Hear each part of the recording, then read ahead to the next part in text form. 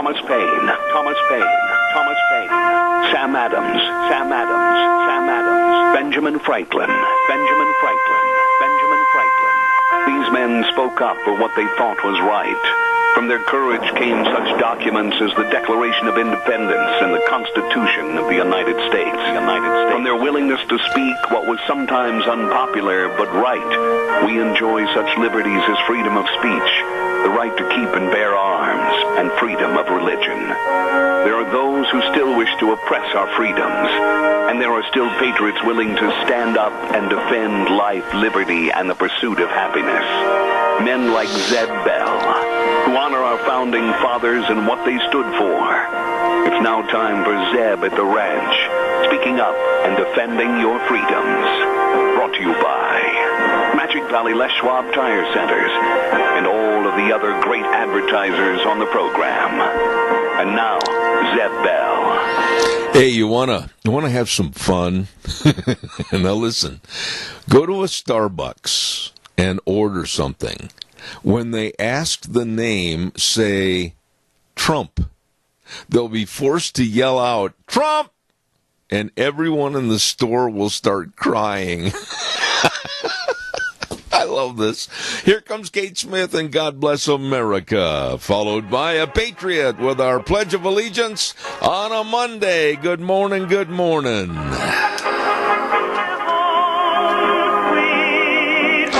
And a good morning to you on this May the 6th, Monday morning. Zeb at the Ranch, I'm Zeb Bell with our major sponsor, your Magic Valley Les Schwab Tire Centers. All 7 locations serving you with the best of tires. Stop in and see them today. And also don't forget some of our great advertisers like Burley Physical Therapy and Rehabilitation at 1263 Bennett Avenue, Suite 2 in Burley, helping you get back to being you. Let's go to the phone line and start the week off with a great patriot saying our Pledge of Allegiance. Good morning. Well, good morning, sir. Yes, sir. All right. I pledge allegiance to the flag of the United States of America and to the republic for which it stands, one nation, under God, indivisible, with liberty and justice for all. That a boy, Wheels. Way to go, buddy. And right now it's time for the weather, brought to you by K&R Rental at 256 South, 600 west of Hayburn. Yep, can't miss them. They're right there on the Burley-Paul Highway, and they get there early in the morning at 7 a.m. to serve you. Oh, this weather forecast that we've had for the last couple of days, this last weekend, I'll bet you a lot of people contacted K&R Rental to start their spring outside work and projects. All you have to do is stop in or give them a call at 678-3122 for the best of tools and equipment rentals at K&R Rental. Right now, here's Gina with the weather. Here's a look at our weather forecast as we head on into a brand new week, and today it's going to be pretty nice. We're expecting partly to mostly sunny skies, a slight breeze, high of 73. Tonight, more clouds will be moving into the valley with the low 47. For tomorrow, we do have a slight chance of rain and or thunderstorms off and on throughout the day, about a 20% chance, partly cloudy skies. Winds are going to be picking up as well. Gusts as high as 25 miles an hour, looking at a high of 67 and an overnight low of 42. Back to mostly sunny skies for Wednesday, cooling off to about 68. And then for Thursday, partly cloudy skies, mid-60s. That's your weather forecast for Zeb at the Ranch. Not too bad at all. Thank you, Gina. Excellent job. And, of course, talking about an excellent job, don't forget to stop over and see our friends that are serving you. Roger and the gang over there at K&R Rental, 256 South, 600 west of Hayburn. Like I said, you can't miss them. They're right there on the Burley-Paul Highway serving you. The number to call, 678-3122, K&R Rental. I want to also remind you about our friends over at Daryl's Cleaners. Wow, I got to stop in again. When am I headed down there? I guess tomorrow or the next day. I've got a great big bag of Rumply Crumplies that need to be restored. Let's just say that. Daryl's Cleaners at 1223 Albion Avenue in Burley. The best cleaners around anywhere. And believe me, let me tell you that if you go in there and get your clothes, you're going to be shocked and amazed as to how great they look when you go to pick them up. Brand spanking new. Daryl's Cleaners, 1223 Albion Avenue in Burley. And oh, by the way, too, if you don't have time to do the washing, they can do it for you. Washing, drying, folding, and cleaning your clothes at Daryl's Cleaners in Burley. Stop in and see them today. Oh my goodness, what a fantastic weekend it was weather-wise. And I certainly hope you had a chance to get out and enjoy. We did. Had yesterday, as a matter of fact, wonderful day. Had the whole family down here, with the exception of my daughter-in-law. She's the only one that couldn't come down from Nampa yesterday. Had to work. She is a nurse, and she had to work yesterday, but Jake brought the boys down, and Nick and Toby and all their clan, Logan and his family. Wow, we had a great big to-do here yesterday underneath our little circus tent. We had a really nice lunch outside. Great day. Caller, I'll be right with you. Stand by. Don't forget Ramsey Heating and Electric at 2600 Overland Avenue in Burley. Number to call, 678-0459. They also get there early in the morning and serving you with the best of all your heating. Now, let's pay attention to cooling and electrical needs. That's right. It's not going to be too many more days you're going to say, turn on the air conditioner. Well, they've got all the filters for you right there at Ramsey Heating and Electric. 7:30 to 5 Monday through Friday. Ramsey Heating and Electric at 2600 Overland Avenue in Burley. Caller, good morning to you. Good morning, Zeb. I'm going to give you something to scratch your head about. Oh, my goodness. Go ahead. All right. This United States of America now has a national debt of over $20 trillion. Yeah. Right? Almost, actually, if you want to be closer to the facts, about $25 trillion. Yeah. Okay. But let's take Zeb Bell, for instance. Say Zeb goes down to the bank and borrows $10,000. And after a year, he goes back to the bank. He gives him $1,000, and he said, I need to borrow another $10,000. Is that banker going to do that? I don't think so. We're in so much trouble financially in this country, and I just don't see how we're ever going to get out of it. And Wheels, we got a little feedback here. Ride that game, please. But, Keith, the one thing that really bothers me is if we're at $25 trillion in debt right now, red line debt, how in the world can the Democrats make a pitch to the American public to assume to take on a new health care program, Medicare for all, single payer, that would add a minimum of another $32 trillion? That is absolutely right. And let me tell you something else, Bell, and that is the fact that these things that Bernie Sanders is pitching right now, we already have in America. Let's take, for instance, Medicare, yeah, VA, and the other program, I forget what it's called, Medicaid. Right. These are already a social program. What are we going to do? Well, I tell you what we're going to do. We're not going to vote in any Democrat or any substantial amount of Democrats. If we have any common sense whatsoever, none of the Democrats that are running on the national scene are worthy of a vote. I don't care if you're talking about Cory Booker, wild-haired Bernie, or if you're talking about Kamala Harris, Joe Biden. None of them have any inkling at all as to how to run this country, nor do they have any ideas that are going to save us money instead of costing us money. Yeah. Now, if you do find that bank that's willing to do what I told you, I want to know. I'll call you immediately. I'll call you right away. Keith, God bless you and Nancy. Hope you have a great week. Thank you for calling. You bet. Bye-bye. All right, take care. Caller number 2, I'll be right there. Don't go away.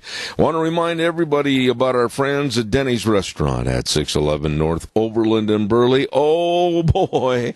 They've got a new menu, and let me tell you, great, delicious food, wonderful people serving you, and you got to get in there and try that Cobb salad with prime rib add-on. Oh, it is good. Really, really tasty. Denny's Restaurant. restaurant, 611 North Overland in Burley, and another location in Twin Falls at 291 Pole Line Road in Twin. Wonderful people at America's Diner. Denny's Restaurant, the home of Zeb's Lunch Bunch. You get in there today. Caller, good morning. You're on the air.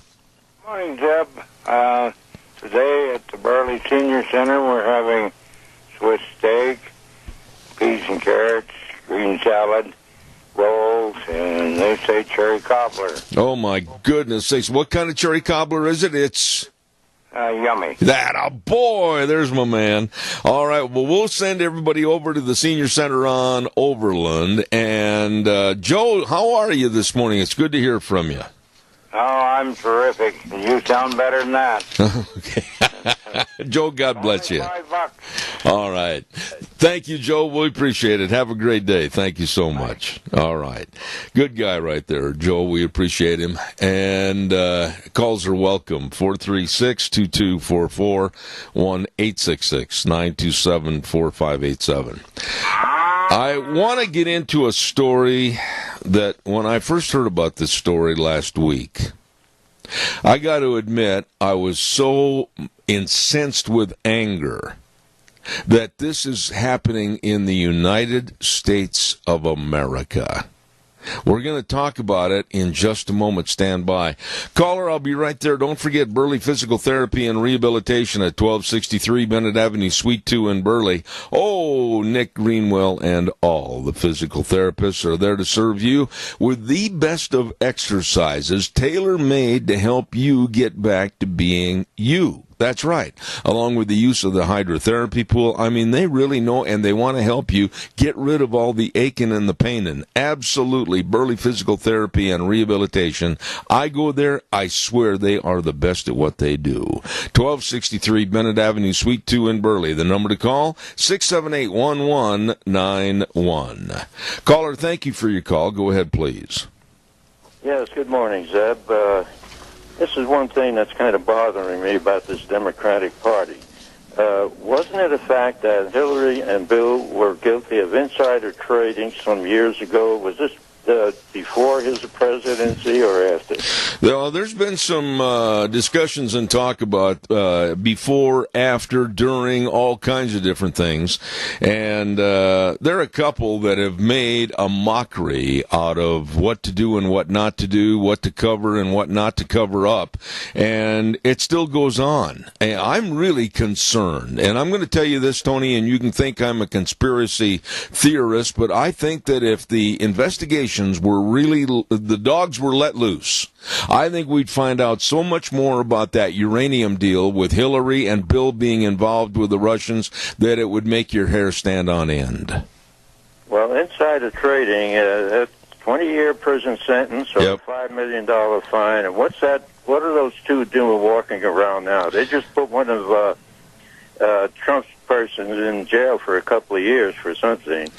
Yeah, well, it was Cohen, the attorney. He checked in this morning, as a matter of fact, one of his attorneys, and into a very plush kind of a prison. It's not really a prison. It's almost like a hotel, if you will, with all the amenities. But I'll tell you what, there's been so many illegalities and finger-pointing at the Clintons and the Clinton Foundation. Even their daughter deserves scrutiny on many, many financial dealings. You're 100% right, Tony, and I appreciate your call this morning. We'll keep plugging away over here. We'll point it out if it's there to be pointed at. Thank you. Okay, thank you, Zeb. All right, buddy. Thank you very much. Calls welcome, 436-2244, 1-866-927-4587. Don't forget Ramsey Heating and Electric and Lennox for your home comfort systems. Oh, my goodness. They're offering up to $1,700 in rebates on a new home comfort system. Check it out today. Call Ramsey Heating and Electric at 678-0459. Terms and conditions apply. See the dealer for details. Ramsey Heating and Electric and Lennox. Caller, good morning to you. Well, good morning, Mr. Bell, and how are you this morning? Well, in just a few moments, I'm not going to be very happy. And the reason I say that is there is a story that I'm going to share with you, and perhaps you've already heard about it, and it's going to make you as mad, nervous, and upset as I am. I'm sure you're probably right. We have probably the same personalities. Yes. Mr. Bell, Zeba, I am sick and tired of the Democratic Party calling the Republicans liar. Now, granted, there's two sides to every story. Oh, yeah. But they are, they couldn't find anything with the Mueller report, and so now they're going after Barr, saying he lied to Congress, so he's committed a crime. What about all the crimes that they commit on a daily basis, lying to the American people? Well, the thing is, it's kind of like, you know what that whack-a-mole game is, where you wait for the little rodent to stick his head up out of the hole and then you try to go ahead and bat him over the head.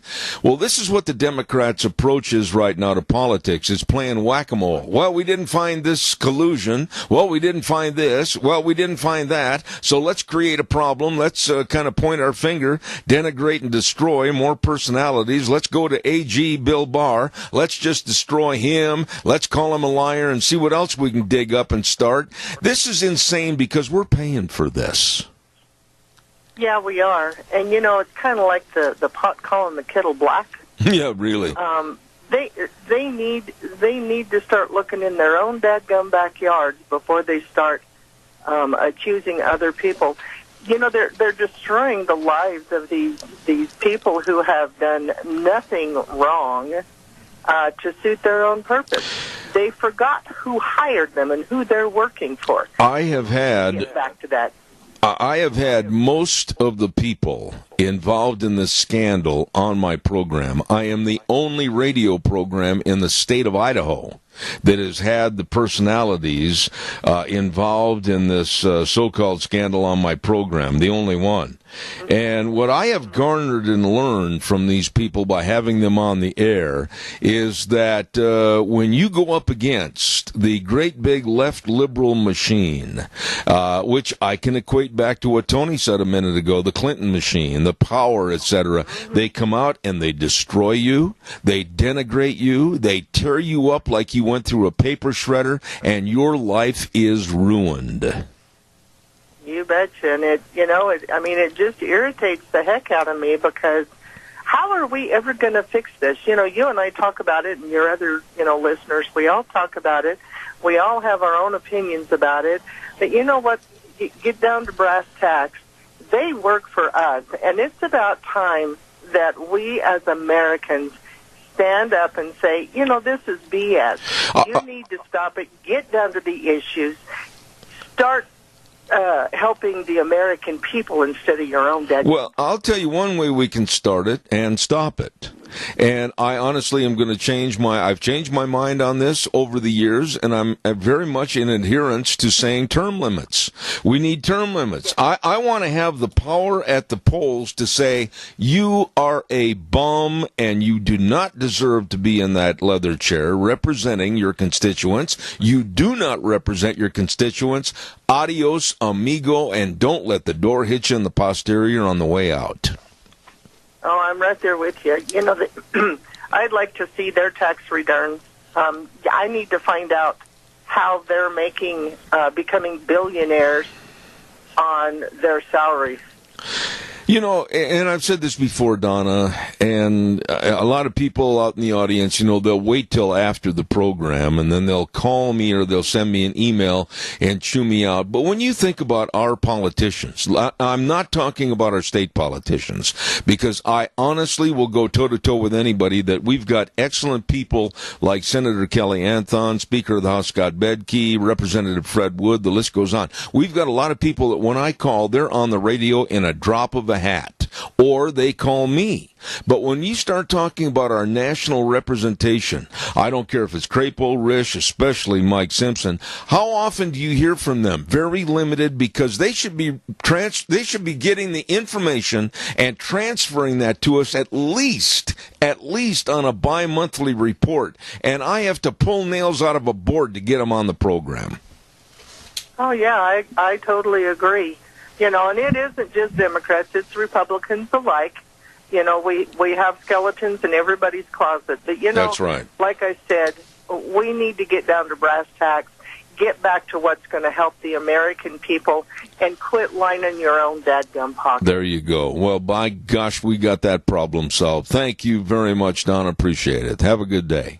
You bet. Thank you. Too, my friend. Bye-bye. Oh, my goodness sakes, I want to remind you about our friends at Rain for Rent. Hello, Jake, how you doing over there? You know, science has just, and technology has just absolutely taken over everything. And now, for your pivots, for irrigation, they've got the telemetry annex boxes that you can basically direct on your smartphone anywhere you are. Holy cow. Well, Rain for Rent, being a Reiki Diamond dealer, and of course having the most dedicated sales and service staff, they're there to serve you for all your irrigation needs. Absolutely. You get a hold of them today. Number to call, 438-5065. That address, 134 South, 600 West of Paul. Jake and his crew, they are there to serve you for the best in irrigation needs and supplies at Rain for Rent. Well, real quick, too, I want to remind you about Ark Animal Hospital. You know, if you're going to have pets and you're going to have livestock, doggone, please take care of them. And, you know, when it comes to the worming and the spay and the neutering and just general health, make sure you take care of your livestock and your pets. They are there to serve you for just that. Ark Animal Hospital at 750 21st Street near Connection Credit Union in Hayburn. You know, the number to call, it's easy to remember, 678-1177, where they have the warm hearts for the cold noses. Ark Animal Hospital. You get a hold of them today. Let's give away some cookies. Yeah, I want to give away some cookies right now, and we are blessed to have Sophie's Chatterbox on the square in Rupert at 530 East Street.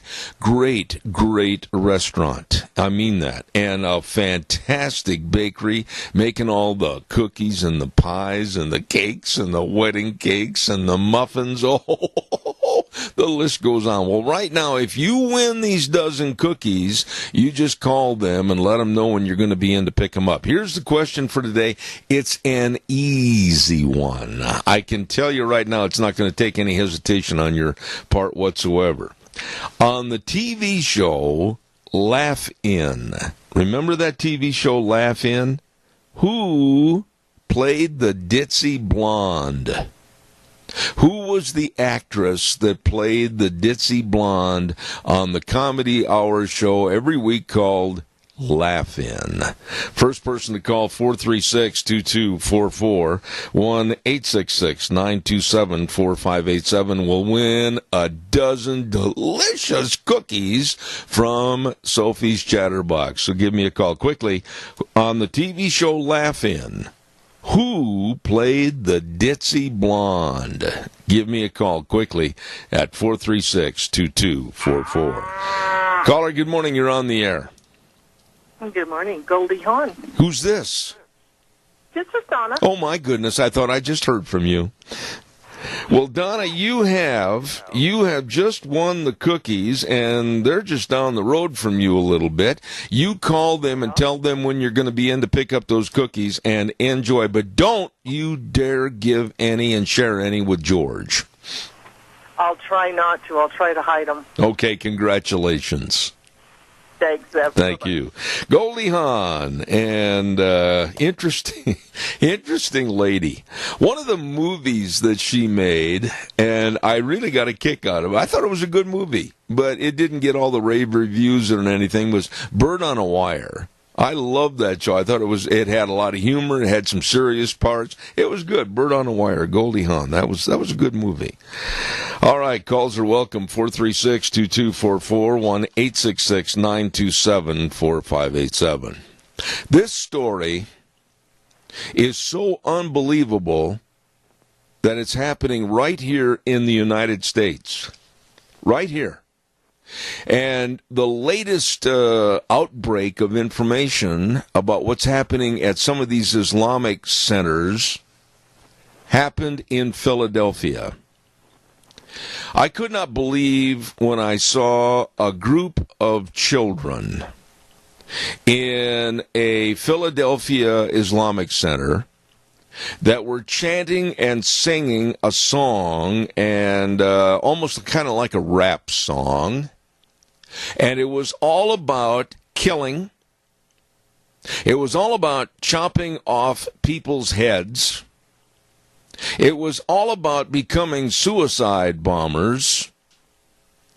And I just sat back and I thought, and then when I heard it was going on in Philadelphia, and there are reports that with the 42 chapters in the United States of the Muslim American Society, it may have exposure all across our country. I don't know if you saw this, but it is absolutely scary to see these sweet little cherubic faces, boys and girls, in their Middle Eastern garb, going up in front of the video unit and calling it, we're going to chop people's heads off and kill and become suicide bombers. And honestly, it stopped me right in my tracks. Now, some of the people with the Islamic Society have said, oh, well, this was a mistake. Oh, really? And then some others said it was not intended to be harmful. Now, let's stop the bus for a minute, Gus. Put your foot on the brake and put it in park. These kids were trained and taught this song. There had to be adult influence with these kids because they're all reading off sheets that were provided them, the lyrics, etc. I've got a picture of it right here in front of me. And one of the lines says, we will sacrifice our souls without hesitation. We will chop off their heads.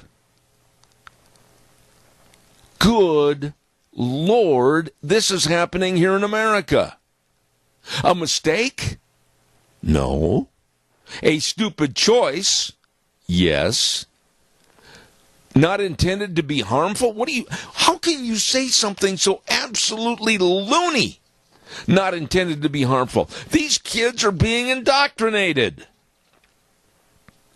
What kind of idiot would not be disturbed over this kind of a story? I mean, when I saw this, I just sat back and said, this is all the more reason why.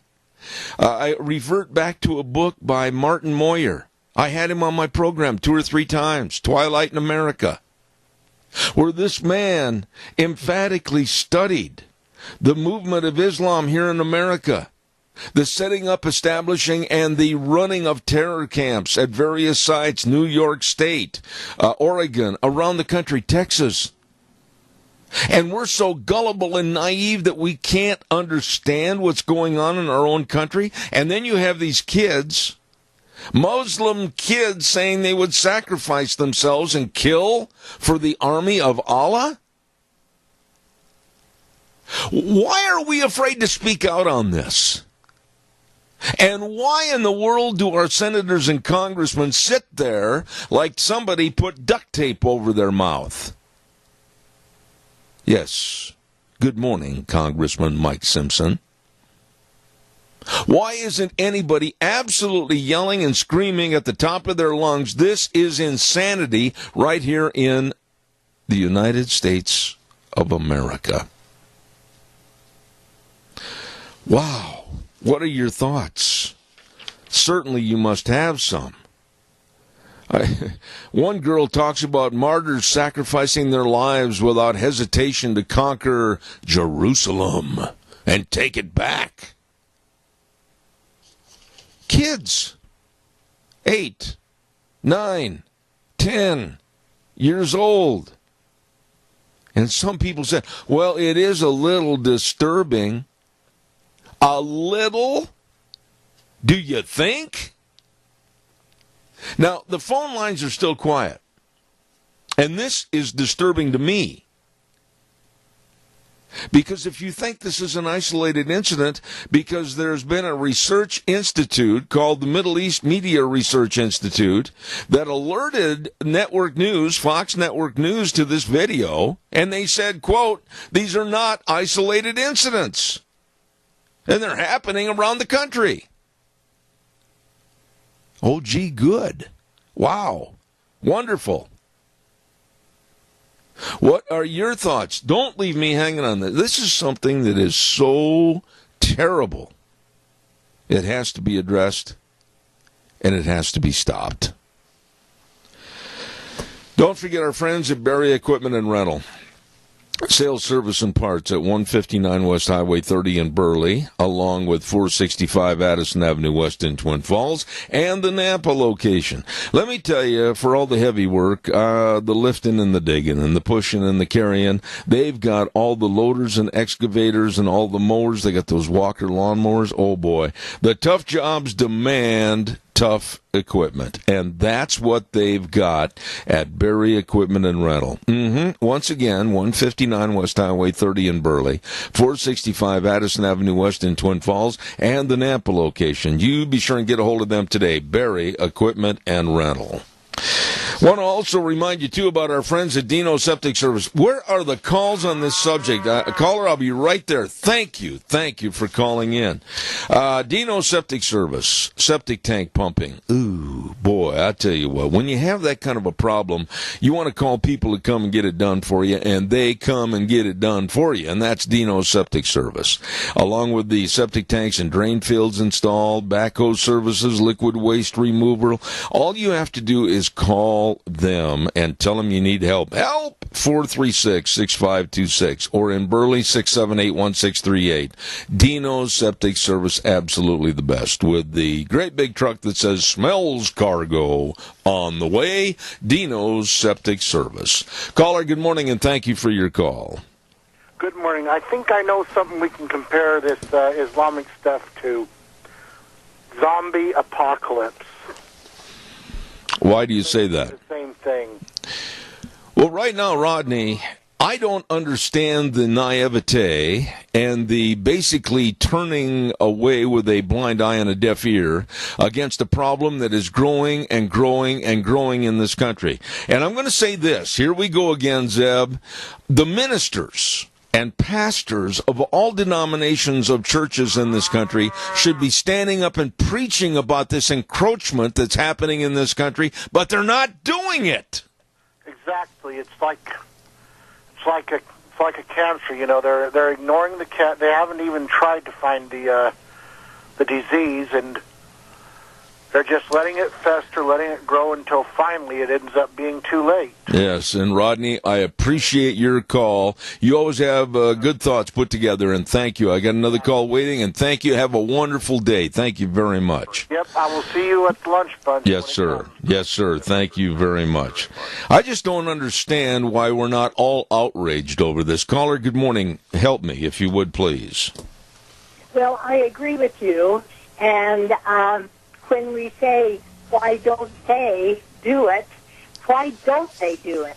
Well, we've all got to do it because we are going to be smashed when they're running over us if we don't stand up and prove that we love this country. Let me ask you something. If you lived in Pennsylvania right now and you turn on your TV set over the weekend and you saw these kids in Philadelphia chanting this song right in your neighborhood back there, what would your reaction be? Well, I would be so afraid. Why is this happening, and where are the parents? And then we better get off the couch and go do something about it. Amen. Where are the parents? Where are the leadership of the schools or the leadership of these various Islamic centers? And then for them to come out and issue something that is so totally disgusting, saying, oh, well, it wasn't intended to be harmful, or, well, it was just kind of a mistake. Chris, please, that is absolutely ridiculous. Well, I think that we can put a fair amount of blame on the educational system and even the networks that they're watching and listening to. But the first place that we need to point our finger is at the parents. What kind of parents are you? Do you enjoy a good life in the United States of America? If you do, start talking to your kids about how fortunate they are to live here, and one day they may have to pick up a gun to protect themselves. How does that sit? Well, and this issuance of certain verbiage and certain words is so ridiculous. When you make a mistake, it's kind of like you're carrying a bucket of water, and you were supposed to bring 2 buckets, and you forgot one, and you go, oh, my goodness, I made a mistake. I meant to bring 2 buckets instead of 1. A choice is when you bring 1 bucket and say, that's it, take it or leave it. This was a choice to produce this video with the verbiage like, we'll chop their heads off, etc. That was a choice. It wasn't a mistake. And yes, there were intended consequences, and this is absolutely, it's a slap in the face to America. Well, and that's what the people who are spewing out the news to us, they know that they can use different words, and most Americans won't stop and think about it. Like you said, a mistake. Yeah. Don't worry. That was not a mistake. You're not.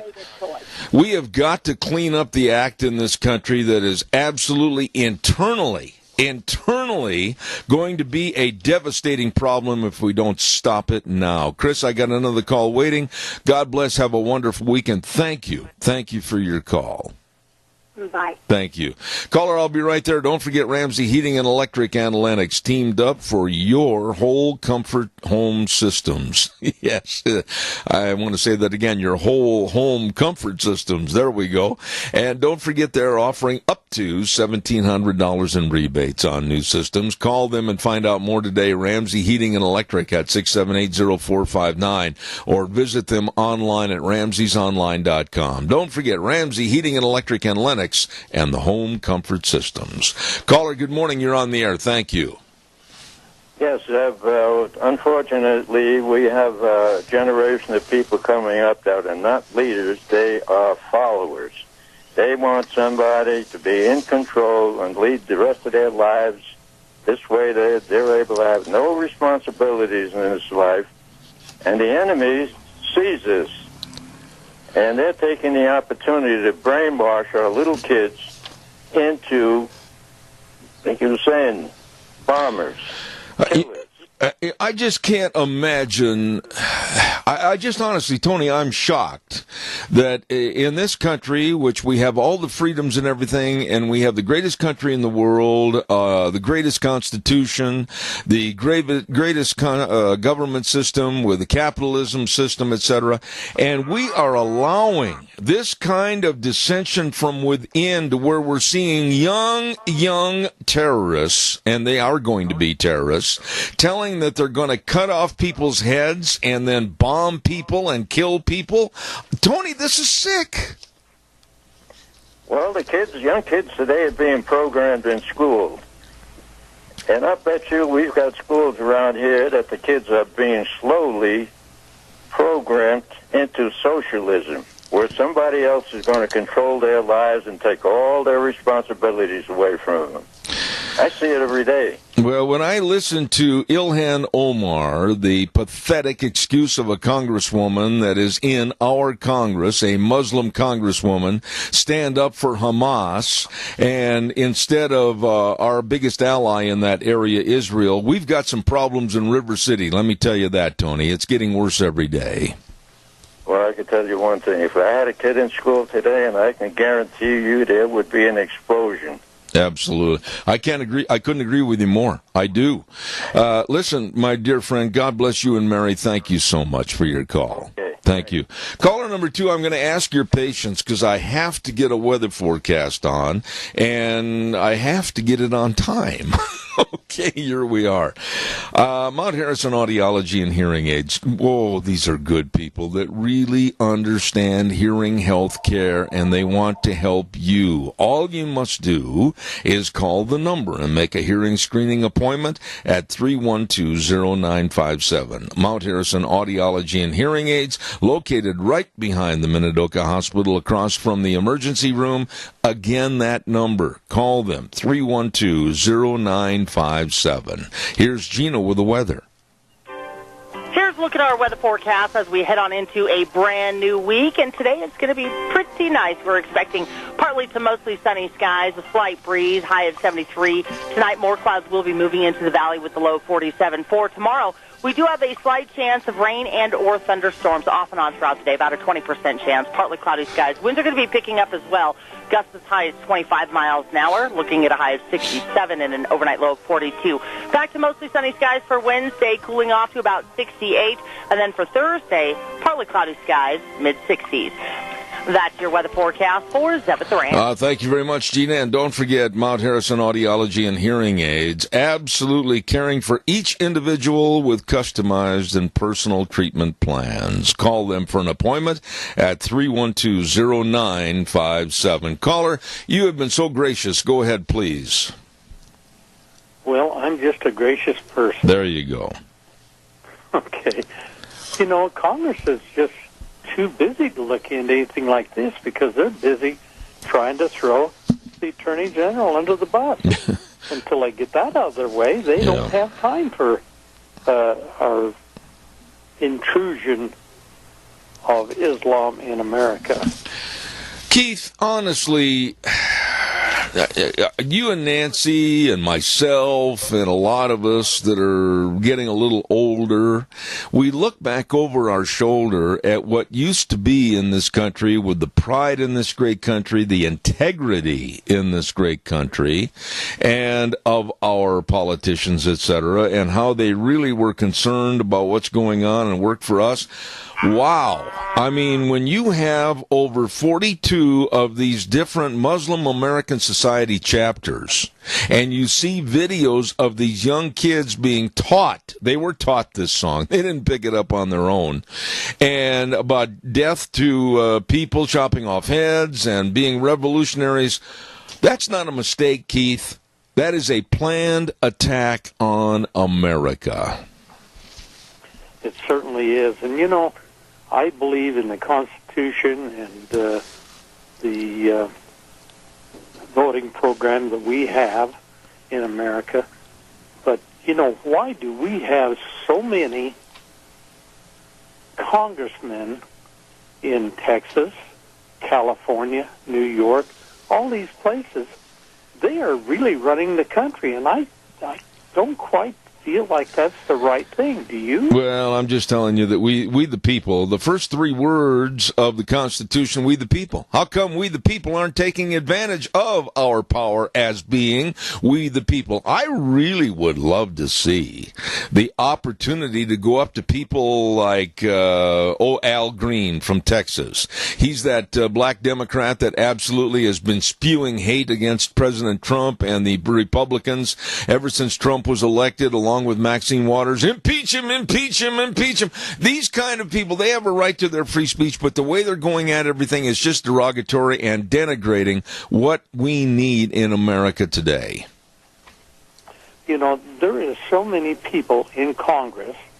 There are 400 and some, isn't it? Or is it up to 500 now? You know, they're just like a Chinese fire drill. No. None of them are going in the right direction. No, I couldn't agree more. Every which way. And no organization. I agree with you. Hey, thanks for your call again, Keith. Appreciate it. God bless you, man. Thanks. You bet. When I saw this video, and it's been highlighted over the weekend, I've seen it probably 15 times right now. And all of these young children are wearing Palestinian scarves, and they sang and read poetry about killing for Allah and killing for the mosque in Jerusalem. Killing. Most young kids, 8, 9, and 10, Their life does not involve the phraseology of, let's go chop somebody's head off, or let's become suicide bombers. The sick, perverted society that we have now, which is being enhanced in America, it's got to stop. It's got to stop. Part of the video showed two young girls reading, "We will sacrifice our souls without hesitation. We will chop off their heads and liberate the Al-Aqsa Mosque in Jerusalem." In other words, saying Hamas defeat Jerusalem and kill all of our allies. This is going on at the Islamic Center in Philadelphia, Pennsylvania. We should be outraged, and I am outraged. Calls welcome, 436-2244, 1-866-927-4587. Caller, good morning, you're on the air. Is that me, Zeb? Yes, it is. Go ahead, please. Okay. My theory is the reason the Congress is not doing anything because they're having them people do their work for them. It will be people like you and I, the working people that is fighting the government, that they'll go after. And that way the Congress don't have to worry about it. They'll just let them take care of you and I, and they can put in their own people, and the people that will back them up will vote them in. They'll still be alive. So that's the way they're going to get this into a socialistic state, is doing that and letting them people do it for them. Yeah. I don't see any pride in this country like we used to have. I know there's people out there that are saying, "Oh, Zeb, you can't lump that together and say there's no pride in this nation." Well, then I would in turn say, wait a minute. If there's so much pride in this country, America, and there's so much caring about keeping America free, and there's so much caring about our Constitution and our values, then why aren't we standing up and fighting for it and telling the bad elements to get the heck out of Dodge City? Well, the people in Philadelphia and Chicago and places like that, they're not free. They're being held down by the government. It's just us out here, and we're starting to get overcome.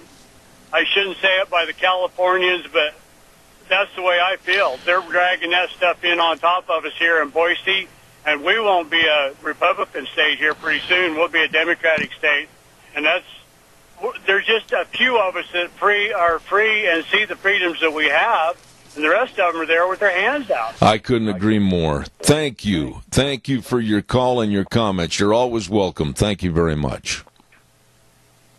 Caller number 2, I will wait and do a commercial after I visit with you. Go ahead, please.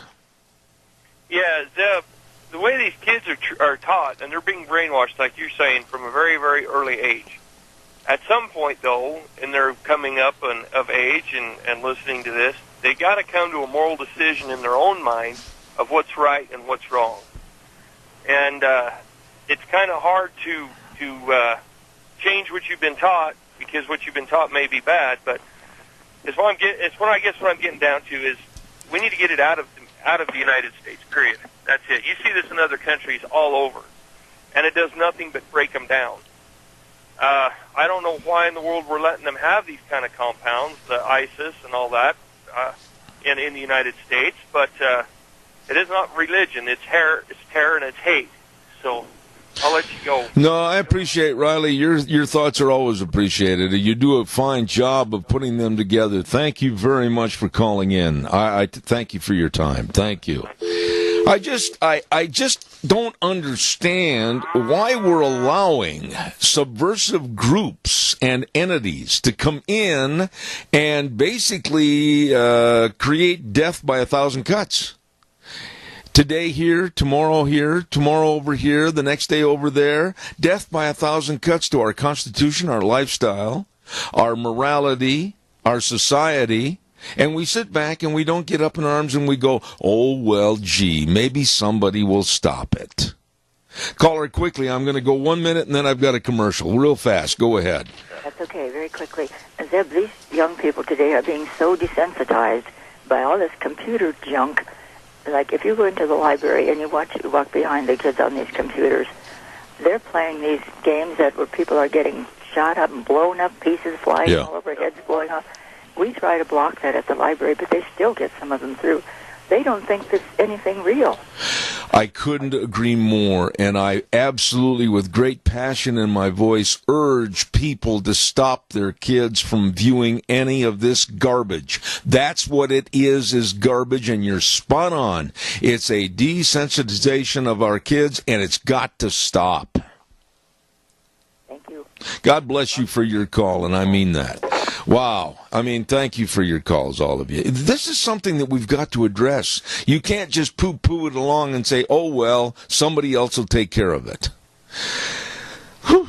I want to talk about our major sponsor, your Magic Valley Les Schwab Tire Centers. All 7 locations with the best tires right now, many of which are on sale. Like for your pickups and SUVs, the Open Country HT, smooth running, quiet ride. It's on sale right now. Or for your car, the Eclipse tire, all-season tread and advanced noise reduction. You better get in and save money. Check it out right now at all 7 locations of your Magic Valley Les Schwab Tire Centers. The best in brake service and front-end alignment, shocks and struts and batteries, but above all, service. Absolutely great people serving you. Lane and Rupert, Dave on Blue Lakes and Twin, Mike and Buell, Mike and Jerome, the Twist family in Paul, Daniel on Poline in Twin Falls, and my buddy Trent, new man, good man on Overland in Burley, your Magic Valley, Les Schwab Tire Centers. Caller, I would love to. I'm out of time. Please call me a little bit later on this morning if I have an opening. I'd love to have your call. Right now, I got to send it over to Wheels. We'll be back in about 7 minutes.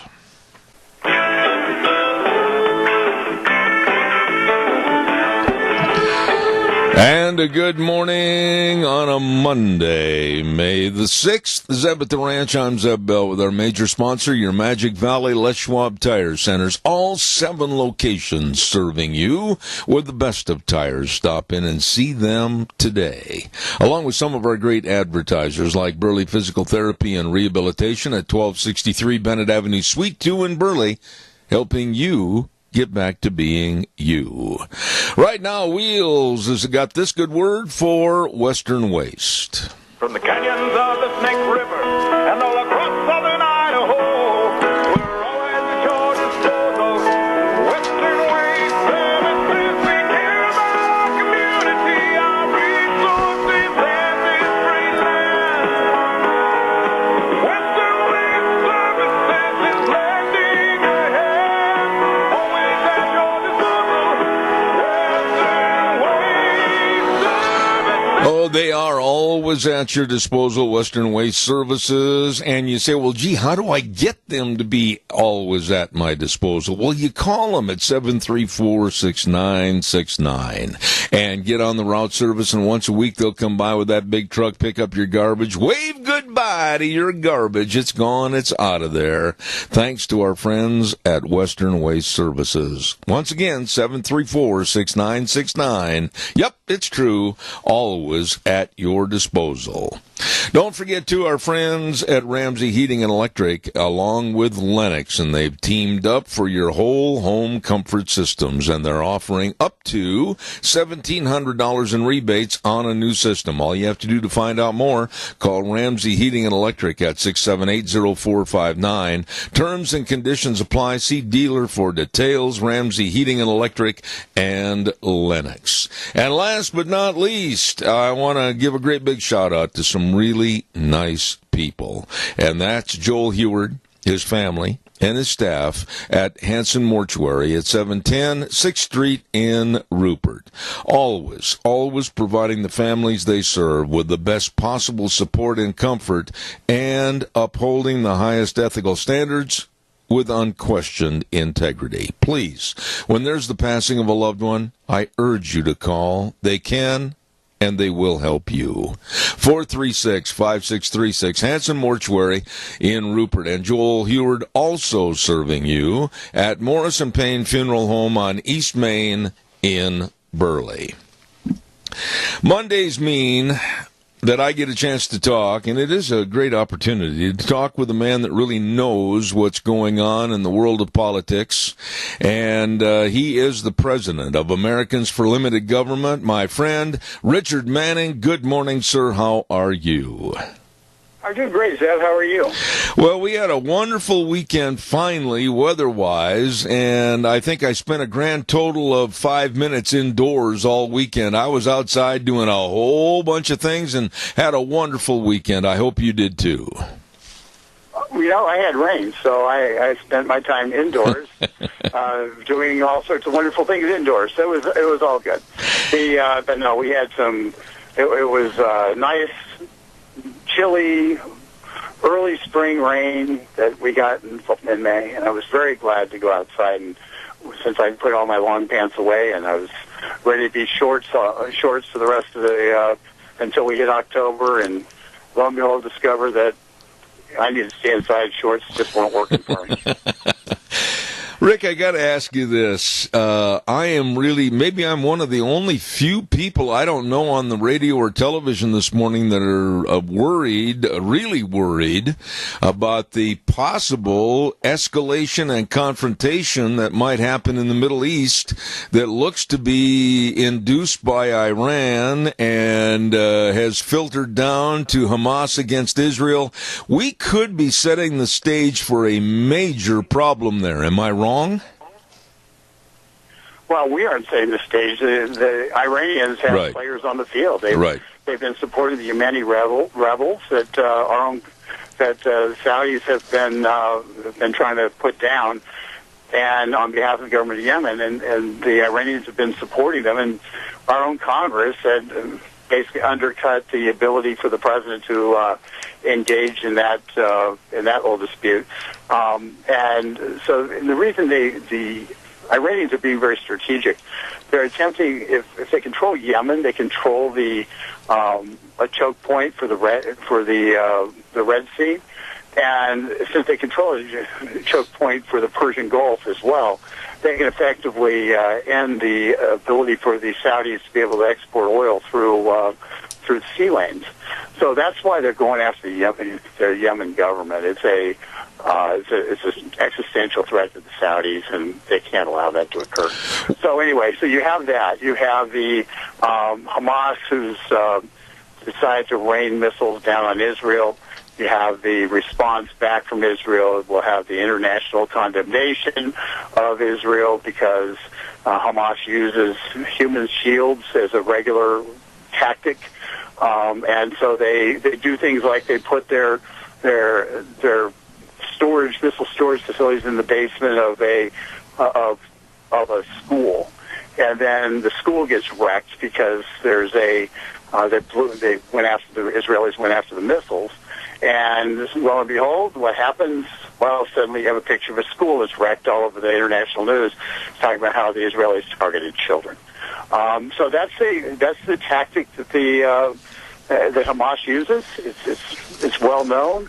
And the reporters who were stationed in Gaza to dutifully report the story from the Palestinians, from Hamas's perspective, will be reporting nonstop from over CNN, and we're going to see it. So, what do we do? Question is, what do we do? I think moving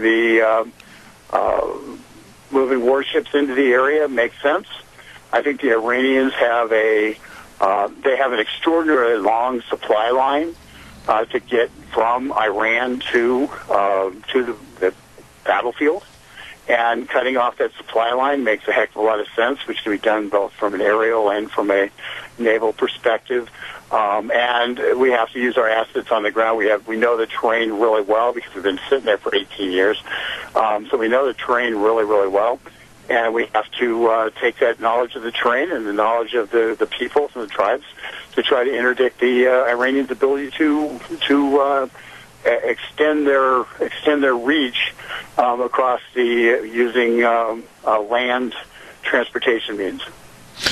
There are those in the media, unfortunately, I think way too many, that are already in verbiage that's in condemnation of what Trump is doing and our State Department, et cetera, as far as sending aircraft carriers and battleships into that area to act as a, let's say, stop force, if you will.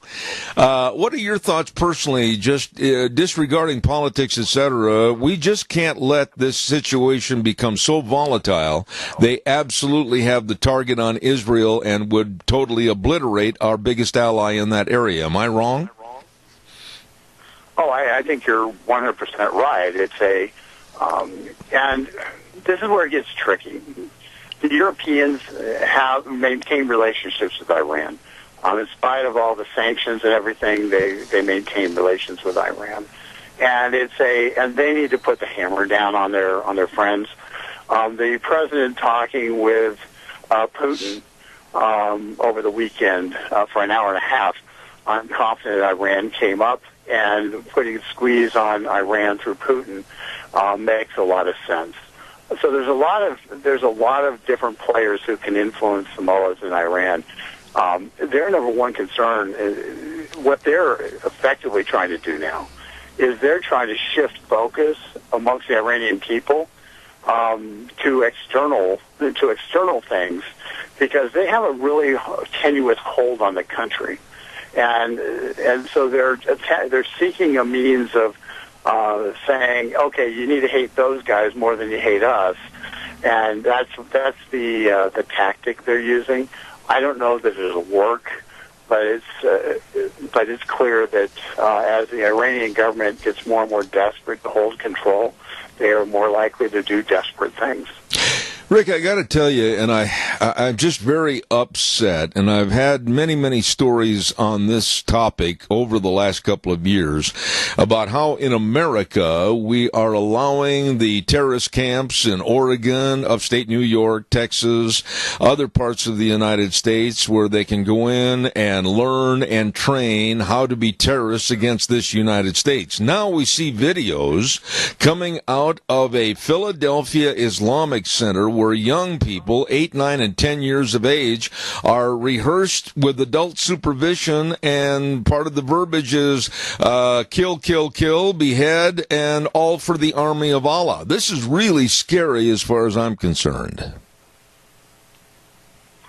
It is the blind eye that we have chosen to take towards the threat of Islam and the importation of people from all over the world who practice Islam is probably the single stupidest thing we've done. It is a suicide pact, and for everybody who sits there and says, okay, well, moderate, we're bringing in moderate people who practice Islam. I just have to point out to you that Ilhan Omar is supposedly one of those moderates, but she believes that our troops in Mogadishu, who were there trying to make it so her people would not be subjected to warlord control, our troops were the bad guys. We have a woman who came here as a refugee as a child, who she didn't just learn that on her own. People in her community told her that. So we have a community of people who we've imported just in that one community alone, the Somali community alone. I'm not saying all people from that community believe this. I'm just saying that we know that Ilhan Omar was elected to represent them, so a significant portion of them do. And she is anti-American in every single way you can imagine. And she plays a victim card because she wears a scarf. An headdress, and to me, it's evidence of the danger of importing people who don't share our values, and then not engaging in an aggressive process of assimilation. And because we have done those two things. We haven't assimilated it. And we did import. We have effectively created a problem where there'll be those who try to balkanize our country. Mm-hmm. You know, when I listened to some of the responses from the so-called leadership of the Islamic Center, and some said, well, this video was not intended to be harmful, or some said that it was a mistake. It wasn't a mistake. It was a choice. It was an absolute choice to teach these children and have them program and use this as a program in the school to indoctrinate. And to say that it was a mistake and a choice is ridiculous. Okay, it wasn't a mistake that they were doing it. And, you know, it's pretty well documented. There are certain Muslim mosques that are much more radical than others. This isn't new information, but I don't think we've ever seen the actually had it kind of shown to us the way that this video did. The video itself is frightening in that this is what we expect to see in the West Bank, the Palestinians raising their kids to go off and want to kill Jewish people in Israel. Yeah. And here we have people who are in Philadelphia, the birthplace of freedom, who are doing the exact same thing, but we're the targets. Rick, I want to shift gears just a little bit and go to another big story in the news, one of which I know that you've got a lot of information to give us, and that's the Trump economy. Right now, we are looking at the lowest unemployment figures, I believe, since 1969. We're looking at income is up without inflation, which is a great thing, and yet all the Democrats can say is the reason for the uptick in the economy absolutely is not Trump. It's all thanks to Obama. What are your thoughts? Okay, let me be fair to them. They wouldn't be fair to me, but I'll be fair to them. It is partially due to Obama, and it's partially due to Obama because Obama has so many regulations and such high taxes and was so anti-business that he created an environment where even in a low unemployment environment, there was a lot more growth to be done. And so what President Obama did is he created he put so much pressure on people who produce energy that in an attempt to drive energy prices up, that he made it affordable, made it profitable to actually explore and build out hydraulic fracturing, which has been the font of a lot of our energy success. Now, so his policies, in a sort of jujitsu way, what he intended for evil God has used for good. So, but if they want to take credit for putting policies into place that raised oil prices so high that alternative ways of pulling oil out of the ground were profitable, and now we're energy dominant, well, they want to take credit for that, they can. But that's not what they're doing. They want to say, oh, Trump's just riding on the coattails of Obama. That's not true. It's eliminating the regulations and strangleholds that Obama put on the economy. It's lowering the taxes, and it's creating better trade deals. That's the magic wand. That's the magic wand that Obama said didn't exist, and that's the magic wand, and it wasn't magic, it was common sense that President Trump is doing. And hopefully we will see the USMCA go through Congress, and there's some challenges with it, but I'm going to tell you, auto industry alone is reason to do it. We have to rebuild our internal auto industry and our internal steel production capacity, and the auto industry alone is a reason to do it because it will change this dynamic where we're basically importing cars that are saying made in America that are actually made in Mexico. So it will change that dynamic. We will have more good jobs, more manufacturing jobs, and we will continue to grow our manufacturing sector, rebuild our manufacturing sector, and hopefully rebuild a manufacturing sector that's a 21st century manufacturing sector so we're able to compete. Because at some point we're going to have to build military machinery again. We're going to have to build it rapidly in an environment, in a wartime environment. And right now we don't have the capacity to do that because we don't have the factories. We have to rebuild our factory base so we can maintain our military power and maintain our freedom when challenged around the world.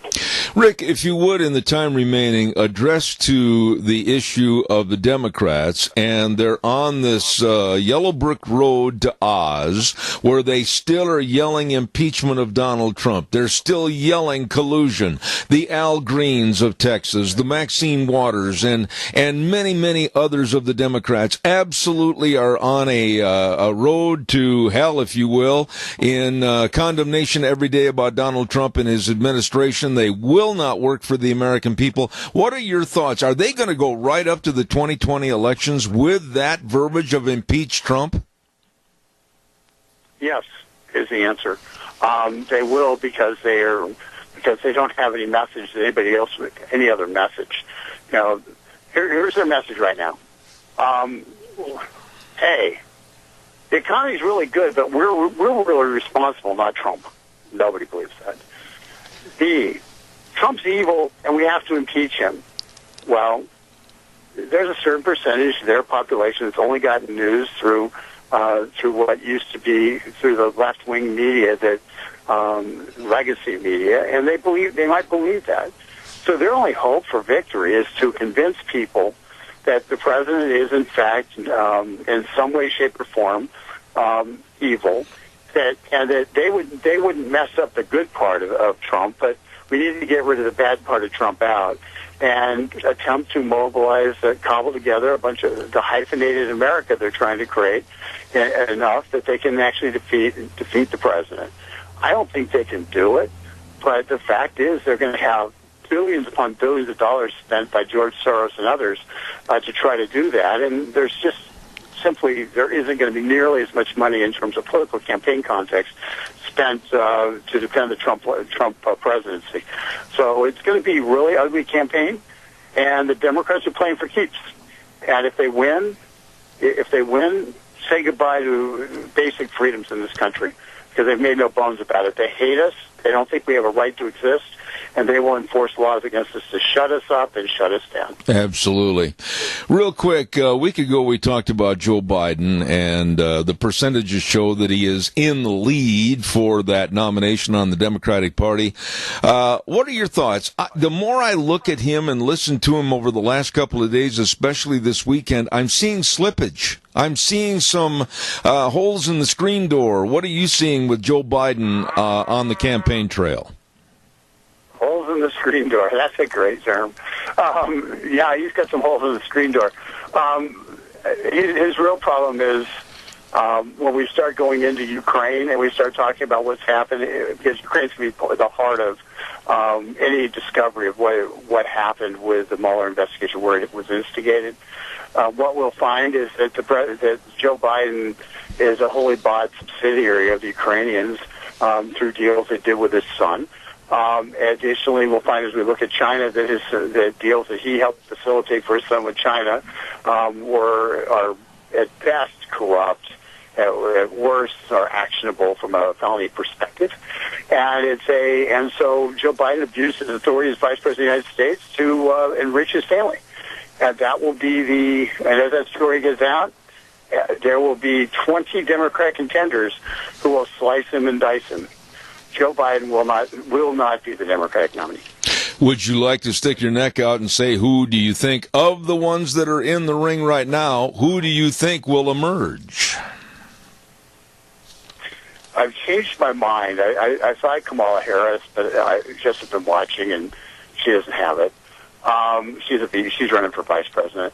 I think if Bernie Sanders doesn't develop some holes in the screen door, he's the one I think he's going to get the nomination. Oh my! He's got the capacity. He's got the capacity to raise money, and he's crazy like the base. Absolutely, I couldn't agree more. It's scary. Richard Manning, president of Americans for Limited Government, a dear friend of this program, kind of puts a new sheen on everything every time we talk to him on Mondays. Thank you very much. God bless you, and have a wonderful day, and enjoy wearing your shorts. Thanks, buddy. All right, take care. Great guy right there, Richard Manning, and always some political insight. I know we had a caller, I flat ran out of time in that segment. I apologize. I want to remind you, too, about Lee's Furniture, Floors, and more. Hello, Jeff, and the rest of the crew over at Lee's Furniture, Floors, and more at 459 Overland in Burley. You know, if you've never been in there before, I urge you to go on in and check out everything for the beautification and the comfortization of your home. Whether you need new furniture, whether you need a new bedroom set, whether you need new carpeting, whether you need a new mattress, whether you need a brand new recliner, whatever, get in there and talk to the professionals. They know, and they can help you. I urge you to stop in and save money, too. They've got that great big spring clearance event going on. They've got new shipments of floor coverings coming in almost every day. You check it out today, right now, at Lee's Furniture, Floors, and more at 459 Overland in Burley. Really good people. Right now, also, I want to urge you to remember, after the weekend we had, I don't think I have to twist your arm very much to realize that if you get an opportunity to go up in the mountains and see some of Idaho's best on a four-wheeler, you better get her done. If you don't have a four-wheeler or side-by-side, I urge you to get a hold of our dear friends, Let's Ride. They're located over at 270 Highway 24 between Rupert and the World, and they've got a showroom full of fun. Absolutely. I don't know how they got everything in there, but they've got all the four-wheelers and the side-by-sides. They've got all the accessories. Oh, my goodness. Get in there today. And by the way, if you do already have a four-wheeler and you haven't had it serviced for this year, better get it done. Yep, get it done right now. Call them. Make an appointment at 436-4771. They've got an excellent service department. Let's Ride, 270 Highway 24 between Rupert and the World. Yes, it's true, where the fun is sold. Right now, we're going to go to the phone line, and we're going to be visiting with a gentleman that I don't believe we've ever had on our program before, but I'm looking forward to him. He's one of America's foremost experts on homemade explosives and terrorism and what we need to know. Good morning, Grant Haber. How are you? Doing well. Great to be on your show today. Thank you. Well, Grant, without me going on and prattling on about your past and what you do now, why don't you give us kind of a thumbnail sketch of who you are and what you represent, and then we'll go from there. I'm just a patriot like the next guy, trying to keep our military, police, and civilians safe. Well, that kind of sums it up in this day and age, after what I saw this weekend with that Islamic Center in Philadelphia, with these young children chanting about cutting people's heads off. We've got a lot to be worried about in this country. In a nutshell, how, on a scale of 1 to 10, let me ask you this, Grant, where are we on the 1 to 10 scale for being worried, and boy, we better keep looking over our shoulder? Well, unfortunately, we're more complacent than worried, and complacency is one of our biggest challenges to national security today. Okay, so on the level of 1 to 10, 1 being not so bad, 10 being really look out, where are we? It's a fair question. I'd say everyday people are probably at a level 2 or 3. Yeah. What about, you're the expert on explosive devices and also the cycle that has to be broken that creates and breeds terrorists around the world, and especially right in this country. What about radicalization? Let's talk a little bit about that video with these kids. What did you think when you saw that video of those kids chanting about cutting people's heads off and supporting Hamas and the defeat and killing of Jerusalem and Israel? What were your thoughts? It's disheartening, but this is the world we live in, and what we need to be cognizant of is collateral damage. First and foremost, it breeds generations of hatred. We need to be very more calculated, and we need to be a lot more proactive. And I think what would make us much safer here at home is if we did a much better job training and equipping partner nation forces that are actually on the front line to the terrorist organizations, where they're training, where they're recruiting, and where they're planning to initiate attacks against U.S. and allied interests throughout the world. Grant, with your knowledge, and you're the expert, are we as an American citizenry, are we naive and just basically turning a blind eye and a deaf ear to the problem? That's one of our biggest problems, yes. We are turning a blind eye to a crisis of epic proportion.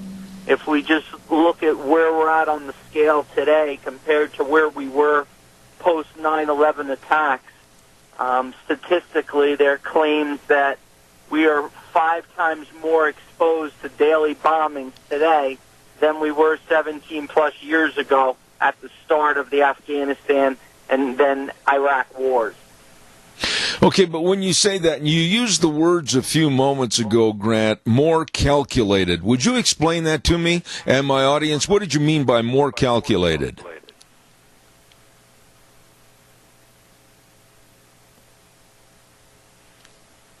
Are you there? Bombings on a daily basis today than there were 17 years ago. The IED crisis, explosive violence, is the leading contributor to the world's worst refugee humanitarian crisis. There's been studies and reports done interviewing refugees from countries like Iraq and Afghanistan, and in recent studies, 90% of the people interviewed were exposed to explosive violence.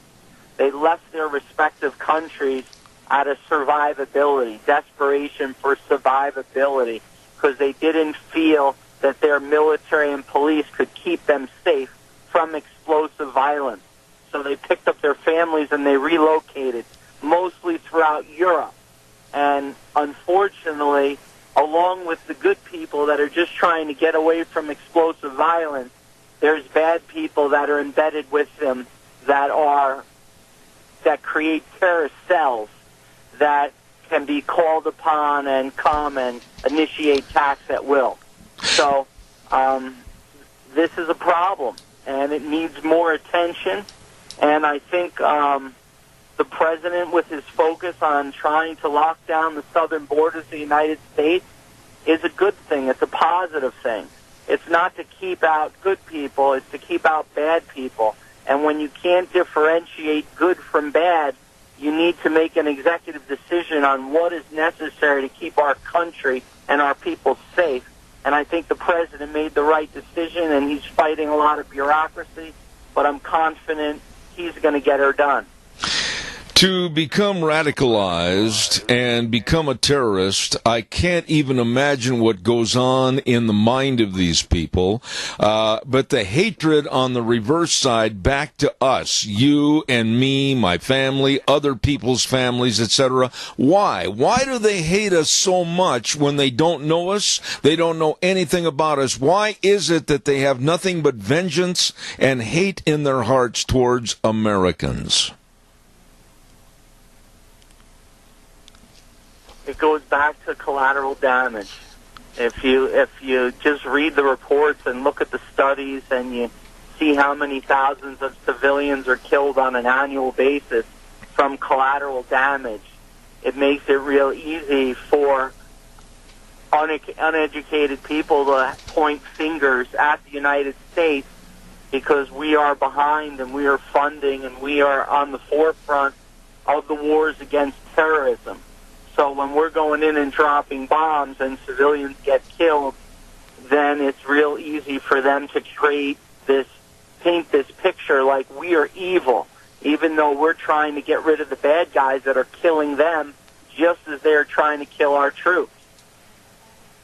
When you sit down and visit with members of the government, or people call upon you for your expertise, and you start talking about how we can protect ourselves and what we can do, what about the general public? I mean, what do you think we need to know? What do we need to observe? How do we protect our families, maybe on a vacation trip this summer or going to like Disneyland, etc.? What do we do? need to be more aware of our surroundings. I mean, we're not gonna. There's no force field to protect us against all types of attacks. But we can start with the basics, which is simply when you're out in public, don't bury your face in your cell phone. Pay attention to your surroundings. You can keep your phone in your hand, but don't bury your head in it.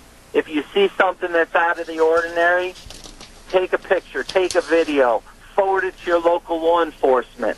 Let them do their jobs, and you go about your business. But we all have to work together because the enemy only has to be right once. We have to be right 100% of the time. The explosive situation that we saw a few years back at the Boston Marathon with the absolutely heinous act of killing and maiming all those people, are we going to be seeing more occurrences of that in this country if we don't take the very necessary precautions? I mean, what do we do to stop something like that? Our best defense is a strong offense where the terrorists are training and breeding and planning attacks. We need to do a better job on offense in countries like Iraq and Afghanistan and Syria and Libya and Yemen and Somalia. If we continue to turn a blind eye to doing what's necessary to eradicate terrorism down to its core, it's only a matter of time before our sworn enemies bring the battlefield to Main Street USA. Do we, in your opinion right now, Grant, do we have the manpower and the resources to necessarily protect us and the United States, or are we way behind? We certainly have the resources and the manpower. It's just a matter of how we prioritize our requirements. And I can't stress it enough. Our best defense here at home is a strong offense overseas. Okay. What other thoughts would you like to tell my audience about where we are today with terrorism, the threat of terrorism, and coming more to this United States of America? What thoughts would you like to tell my audience? I'd like to tell your audience that they need to reach out to their local congressmen and their local senators and ask why, if we're allocating $6 billion of taxpayer money each and every year to train and equip Afghan forces, why are we not training them to get after the two bomb-making materials that are used to make more than 90% of the bombs? Why are we sitting back and assuming unnecessary risks with U.S. troops that are volunteering and putting themselves in harm's way to protect our freedoms? What would be your answer to that question of why? I mean, certainly you must have some speculation. What are your thoughts?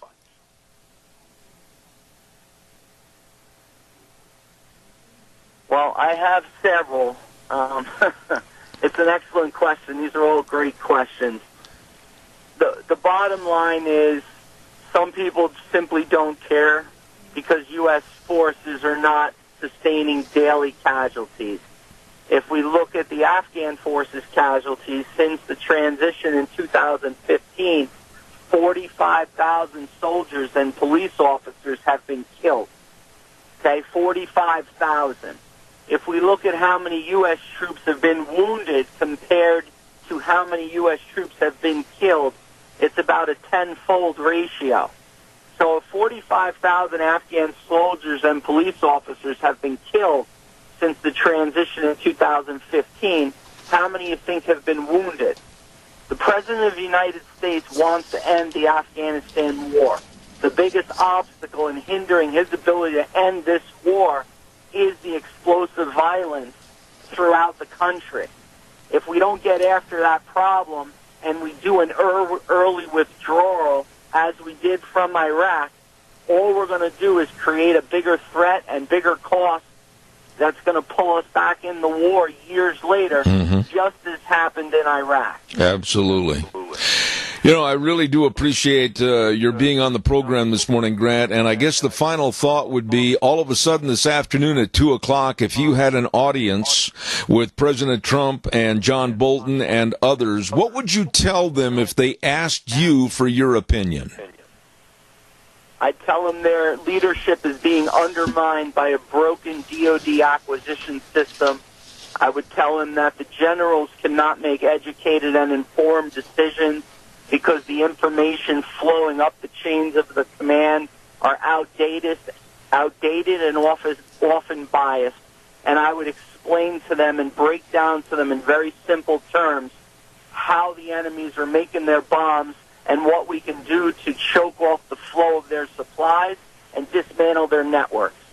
Absolutely. Ladies and gentlemen, Grant Haber, the founder of American Innovations, and I really appreciate his opinion on our program this morning. Mr. Haber, thank you so much for being on the show. Please come back in the future. Thank you. Thanks for having me on. Have a great day. Everyone stay safe. Thank you, sir. You know, you said a lot right there in that 10-minute interview, but we are, as a nation, naive. We are, as a nation, just kind of thinking somebody else is going to take care of it for us, and it doesn't work that way. We all have to be very cognizant of what's going on around us. We all have to be very visual and understanding about elements that are around us that just don't seem right or natural. And it doesn't make any difference if you're in southern Idaho, if you're in Burley, if you're in Twin Falls, Shoshone, whatever. When you see something that doesn't look right, say something. Say something to the authorities, because you can't today take the chance on overlooking anything. Calls are welcome and appreciated. 436-2244, 1-866-927-4587. We've got so much to be thankful for in this country, but we've got so much to protect. Every day, the threats are increasing. Right now, it's time for the weather, and the weather brought to you by Phillips Oaks Goodwin Crane and Company, and they have been providing accounting services to the Mini-Cassia area for well over 50 years. You know, that's a proven track record of professionalism in serving you with the best of tax return preparation and tax planning and business consulting and financial statement preparation, retirement planning, and so much more. All you need to do, really, is to become a part of the team, is just give them a call. And they've got locations in Burley and Rupert. Phillips Oaks Goodwin Crane and Company. Be sure and get a hold of them today. Right now, they bring you the weather for this hour. Here's a look at our weather forecast as we head on into a brand new week. And today it's going to be pretty nice. We're expecting partly to mostly sunny skies, a slight breeze, high of 73. Tonight, more clouds will be moving into the valley with the low 47. For tomorrow, we do have a slight chance of rain and or thunderstorms off and on throughout the day, about a 20% chance. Partly cloudy skies. Winds are going to be picking up as well. Gusts as high as 25 miles an hour, looking at a high of 67 and an overnight low of 42. Back to mostly sunny skies for Wednesday, cooling off to about 68. And then for Thursday, partly cloudy skies, mid-60s. That's your weather forecast for Zeb. And thank you very much, Gina. Job well done. Thank you. Thank you. And again, our weather brought to you this hour by Phillips Oaks Goodwin Crane and Company. As I said earlier, providing accounting services to the Mini-Cassia area and serving you. Get a hold of them today with offices in Burley and Rupert. Phillips Oaks Goodwin Crane and Company. All right, now it's your turn. 436-2244, 1-866-927-4587. Love to hear from you, so give me a jingle on the landline. I didn't bring this up earlier this morning, but I would really like to hear from some people and get your opinion. What did you think, honestly, about the first time ever disqualification of a horse at the Kentucky Derby? Maximum Security was the name of the horse, and from start to finish led that race and was disqualified after a very lengthy video examination process that lasted almost a complete half hour after the race. All the money, all the bets, all the people, all the trainers, all the owners in limbo, trying to see what and how it would affect them, their horses, their crew, everything. And then finally, after 30 minutes, Maximum Security, the horse that won, did not. Wow. What were your thoughts about that? And how many, every single person that I've talked to this weekend, everyone to a person, thought that it was not correct in disqualifying that horse.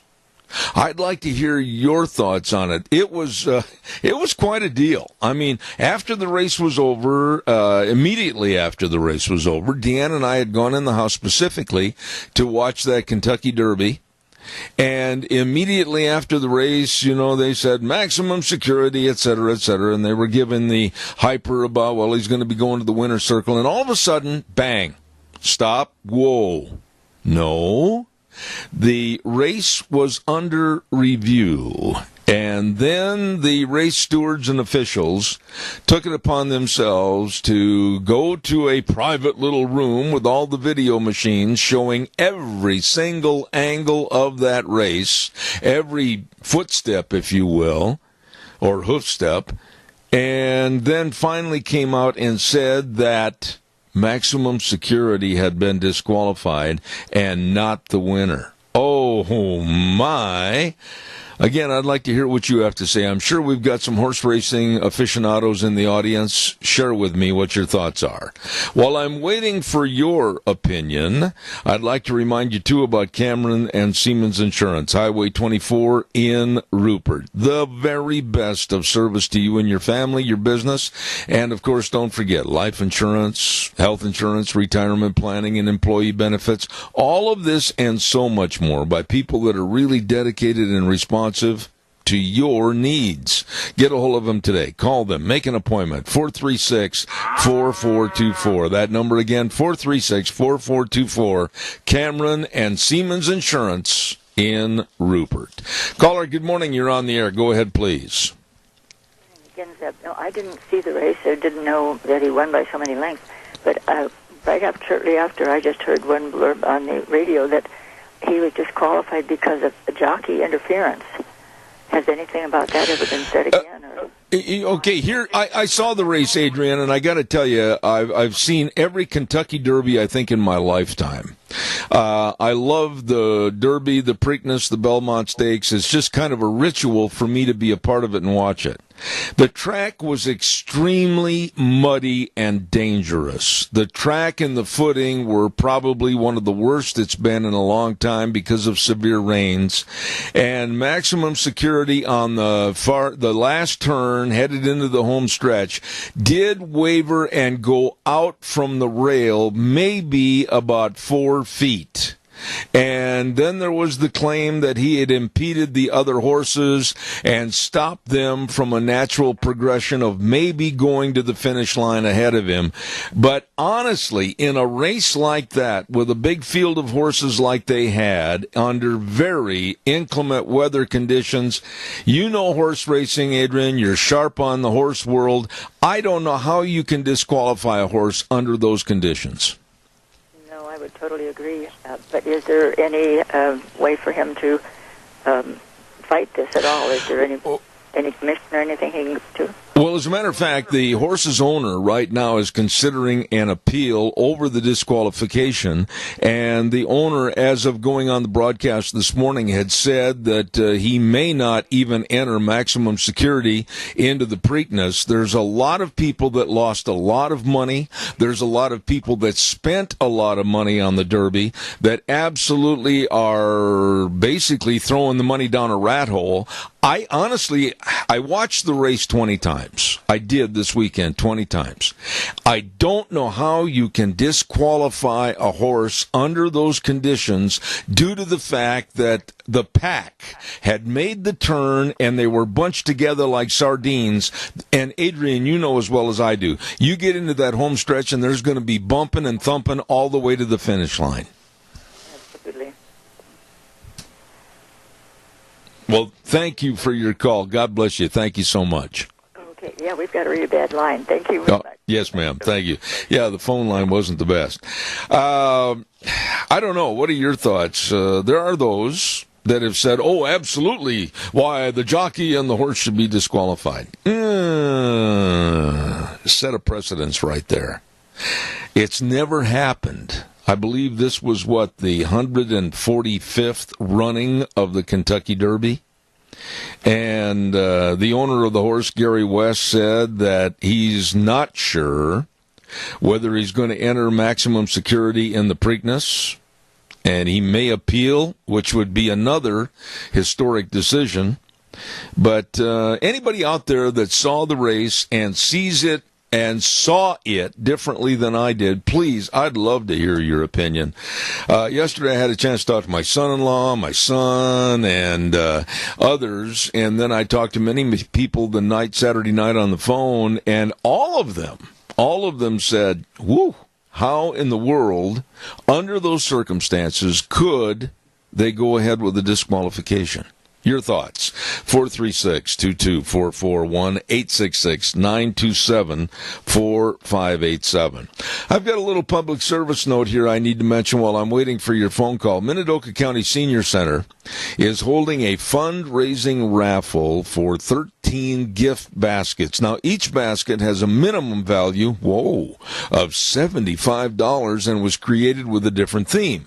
You can go in and see them at the Senior Center over in Rupert at 702 11th Street in Rupert. And tickets are $2 for a ticket or $5 for 3 tickets.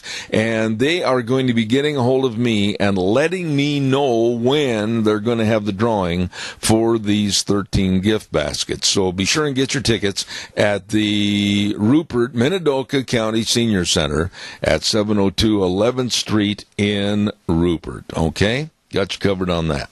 What do we got coming up next hour? We've got a gentleman that has been heavily involved with some top-notch economists. His name is Jonathan Williams, and he, along with Art Lafford, that you've seen on television many, many times, and Steve Moore, again, you've seen him on television many, many times, are impacting what's going on with our economy, and they're going to share with us a lot of that information. So Jonathan Williams will be up at 10:06. Then, of course, if you have any gardening questions, and I mean this, a lot of people say, well, ask Vicki about this and ask Vicki about that. At 10:30 this morning, we're going to have the program segment called Green Thumbs, Dirty Knees, and Vicki's Country Gardens. And with the warmer weather that's upon us, and it looks like it's going to be fairly good all this week with temperatures hopefully in the 70s and maybe even towards the week's end, climbing up there around 80.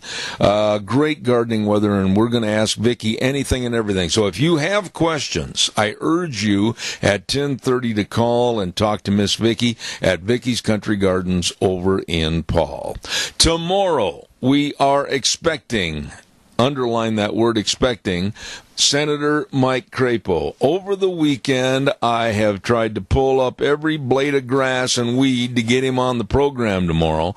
I think we've got it taken care of. He's going to be on the show at 9:30 tomorrow morning, Senator Mike Crapo. So I'm going to give him as many questions as I can, and if we have time, I'll open up the forum for your calls. So that's tomorrow morning at 9:30. Right now, we're going to take a little break, send it back over to the news of CBS and Wheels at the main studio. I'll be right back.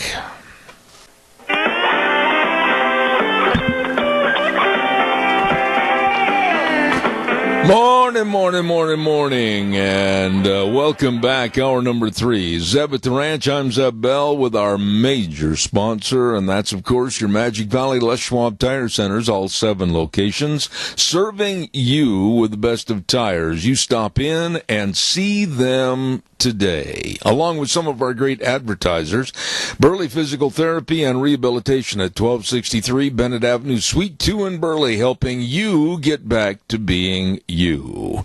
Want to remind you, too, Ramsey Heating and Electric and Lennox teaming up for your whole home comfort systems. Don't forget they're offering up to $1,700 in rebates on a new system. Call Ramsey Heating and Electric at 678-0459 and find out more information. Terms and conditions apply. Ramsey Heating and Electric and Lennox. Get a hold of them today. Want to also remind you about our dear friends over at A Child's World, and I quickly quickly say that on Thursdays we have an excellent segment on Cassia County School Days, and they've been our major sponsor on that segment for, my goodness, the last 7 or 8 years. A Child's World at 1308 Overland in Burley, and they've got all the summer clothing, and they've got all the games, puzzles, and toys, and the baby furniture, everything, a whole family store at A Child's World, 1308 Overland in Burley. And yes, on Thursdays at 10:10, they bring you Cassia County School Days. Right now, we're going to find out about the ins and the outs of our economy as to where we stand today, and we're very fortunate to have with us Jonathan Williams. Jonathan, how are you? Good to have you on the program. Well, thanks for having me, and greetings from the land of make-believe here in Washington, D.C. Very aptly put, my dear friend. Thank you. The land of make-believe. Okay, Jonathan, I know you work with some really good heavy hitters, you yourself being one of those, and I'm talking about Steve Moore, Art Laffer, and others that I have a lot of respect for when I see and hear them on television and the radio about our economy, where we're at, what we're doing. Okay, your turn. Tell me where we're at today with our economy on May 6, 2019. Well, we're really, I think, at an incredible point nationally with our economy right now. I was on Stuart Barney earlier this morning on Fox talking about this, and, the numbers that we have seen on the job numbers that came out last week, with unemployment being at its lowest point in 50 years since the time of Woodstock. It's just incredible to see the unemployment numbers where they're at, the continued job creation being this far into an economic recovery. You also look at the first quarter GDP numbers, and even with the government shutdown, or maybe because of it, we saw the private sector GDP grow tremendously, over 3% growth. And it wasn't that long ago we were told that we had to get used to this new normal of 1 or 2% growth, which of course was complete balderdash, just like it was when they told Reagan that there was no big economic growth available for the American economy. And so because of, I think, in large part, tax cuts, regulatory relief, and a better posture overall of getting government out of doing harmful things to the economy, we've seen this economy turn around, and we went from the weakest economic recovery coming out of a recession since World War II during the Obama years, now to an incredible resilient economy, which we just have shattered all records when it comes to this economy continuing to grow, especially in the markets. We just beat the tech boom in terms of its longevity. And so where we're at right now in the economic cycle, to see the kind of numbers that we're continuing to see, I think is just a testament to much better public policy in the last couple of years. Okay, now I'm going to say this, and if I'm wrong, I want you to correct me, Jonathan. With growth, as we've been told in the past, when growth goes to the dance, he takes along inflation to dance with him. Is that true? Well, yeah, it's certainly not happening right now. The core inflation numbers are low, and we've seen the real growth to go along with that. So I think, if anything, this is confounding kind of conventional wisdom from some economists that would say growth is going to drive inflation. I don't know that it necessarily is. That's a necessary combination, and certainly right now we're not seeing it. So I think this is kind of a sweet spot to say, well, we've seen growth, it's actual real growth, and not just growth of inflation as well. So that is very good news for hardworking men and women across the country, that they can see the upside of GDP and certainly employment-type growth and the wage growth that we're seeing and small business confidence, but not pay for it on the other side by just seeing inflated prices. Jonathan, there are many people as late as this morning on the news. I heard it over the weekend many, many times, and then last week by some of the Democrats that are sitting there, and when they're asked about the economy, they kind of look kind of silly, and they look at the camera and say, well, of course the economy's better, and you can thank Obama. What are your thoughts on that? Well, that's kind of revisionist history, because when we saw the recovery happening, obviously we had the bottoming out in 2008 with the real estate crash and everything that we saw there. And then, as I mentioned, we had the weakest economic recovery coming out of a recession since World War II during many of those Obama years. So if anything, maybe Barack Obama has given us some of this recovery, and that's by him exiting stage left and allowing a new administration to come in with better, more conservative and pre-market ideas. So really, Jonathan, and I'm on your team. I mean, I absolutely believe everything you say is exactly the way it is. But what leg do the Democrats have to stand on regarding the economy going into 2020? I mean, what issue really do they have? Well, this is really interesting. I was talking about trade this morning on Fox, and Trump has really had a remarkable effect on Democrats in that now they have become really much more free trade oriented than we've ever seen in the past generation or two. So it's possible that they go after the trade issue. Other than that, though, I do think that they're going to have a very difficult time as we get into 2020 just talking about the economy. If I were them, and of course they're not going to channel my thinking on the economy, but if I were them, I would try to talk about everything outside of the economy possible, because this is something that clearly people see the connection between tax cuts and deregulation and strong economic growth. It's pretty hard to deny the correlation of what's happened in the last couple of years there. So if I were them, I would try to change the subject, and of course you're seeing that all the time on the daily and the nightly news, trying to diverge off the topic of the economy, because right now they have to admit, and I think if they were talking behind closed doors, they would also admit that this economy is awfully solid right now. Let me ask you this question, Jonathan. In my household, and I'm sure in yours, that if you accumulate some debt, whether it's credit card debt or whether it's a loan at the bank or whatever the case might be, you have to make plans on paying it back so that you're not maybe going to be subjecting yourself to a long-term interest negativity. What about us with the great big in debt this country has taken of over almost $25 trillion in debt? Are there plans to start taking down that big deficit? Well, so here's I think the best case scenario right now on debt is this strong economy is probably the best thing we have going for us. Is when we've seen this compound growth, we've seen the economy march ahead.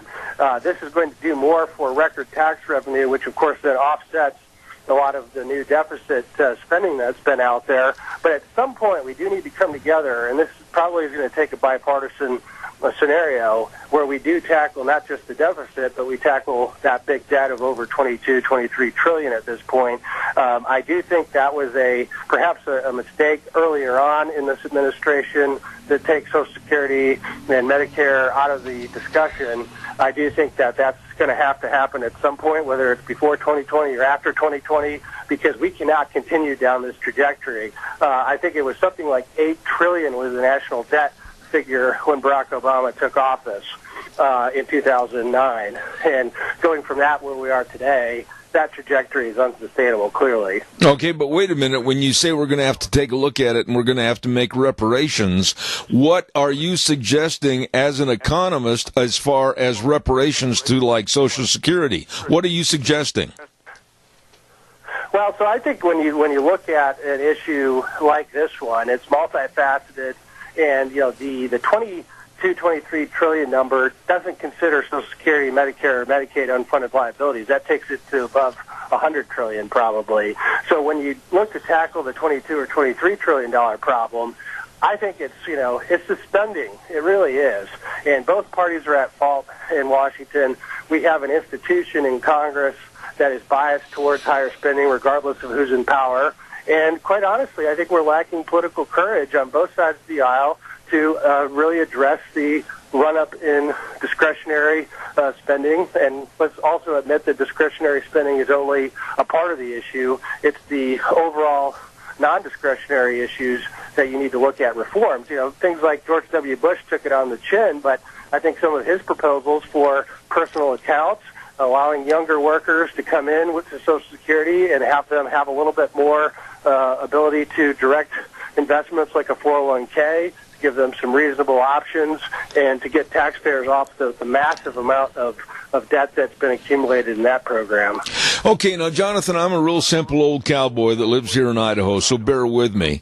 If we're about $23, $24 trillion in debt, And the Democrats are sitting there and demanding Medicare one-size-fits-all, single-payer insurance that would enhance our deficit by another, possibly in 10 years, $32 trillion. Holy smokes, aren't they picking up a loaded pistol and shooting themselves in the head with that kind of a format? Well, right, and then you add the Green New Deal and a lot of their other proposals that are being talked about, and then, this just explodes exponentially nearly from where we had been, 7 or 8 years ago. I think it's just obviously untenable, the trajectory we're on now, and then you add things like that. I just think there's very little way, given our current way of raising revenue. I mean, I think there's a real possible scenario where you go down that road for Medicare for all, and then you realize that you need the funding mechanism and massive new tax increases. And then I think there's a real argument to be made, not because it's the right policy, but at least politically from the left would be, well, you need to go to a European-style system with the value-added tax, and you need to drastically raise tax revenue to make up for this massive new entitlement spending. Obviously, that would be toxic for the American economy, but I actually think that that's kind of step two. That's the painful step. That's why they're leading with step one, which is all the free stuff. One of the things that worries me, especially living in a rural state, if you will, are the increases in gas and diesel prices, because in order for us to go from point A to point B, it takes a lot of mileage and it burns a lot of fuel. With these gas prices going up, I think that's going to be a hindrance on a lot of people enjoying a better economy. Am I wrong? No, I think that's right, and especially as we get to this in summer season, as we're getting to those months of the year, you see reports coming out of California, for instance, that they're nearing $5 a gallon because of a lot of their environmental regulations and many of the other things that they tack on. The other thing that concerns me, quite honestly, is this recent push in the last week by Nancy Pelosi and Chuck Schumer trying to get the White House to agree to new infrastructure plan that would do maybe some needed things on the infrastructure spending, but also would come with potentially gas tax increases, which, certainly would do nothing but raise the price of fuel during this time where gas prices are already on their way north. So that's something that worries me. One of the big reasons why I'm not a fan of raising gas taxes is about roughly a third, I'm told, of current gas tax collections in the United States, at least on the federal gas tax, are used for non-highway maintenance and road building purposes. So the bike paths and the flowers and the medians and things like that, people get a raw deal if they say, I've got to pay another 10 or 20 cents a gallon for gas taxes, and then find out that a third of it's not even going to roads and bridges. Absolutely. I get very offended when I find out that my tax dollars are going for a geranium. It is a big problem. And, politicians play games with gas taxes, I've found over the years, following it at the state level, is they will know that you're going to complain about the potholes, so they will sell you a tax increase to say, we're going to fix the potholes, and then fast forward, they shift the money, since it's all fungible anyways, to some other government spending program or some, bike path or geranium, and then, fast forward 6 months, and you've still got your pothole sitting there. And so we've just gotten gamed once again. I understand that we, Wheels at our station, hold on, are we on the air or off the air, Wheels? We've had some problems all of a sudden. No, you're still on the air, sir. We just had some calls and said we were off the air, and I should tell Jonathan I'm doing this program from a remote studio at my ranch, and I just wanted to check. Jonathan, can you still hear me, please? Absolutely. All right. Jonathan, let me ask you this. We've got a caller waiting with a question, and I don't want to chase anybody away. Caller, quickly. I've got about 4 minutes left. Go ahead, please. They had a bad line, sir, so they hung up. All right. Jonathan, when we talk about free education with the Democrats, really using this as a ploy, whether it's the Kamala Harrises, the Bookers, the Elizabeth Warrens, the Bernie Sanders, etc., and giving basically grace to the students that maybe have $100,000 or $200,000 debt, I'm going to just come right out and say that I had to work 2 jobs to pay for my college education in order to get my diploma. Why in the world should today's millennials basically get a free ride at the taxpayer's expense? Well, I mean, I think you've hit the nail on the head. Is it creates a massive moral hazard problem for people that have tried to do the fiscally responsible thing and have made a lot of sacrifices along the way to make that happen.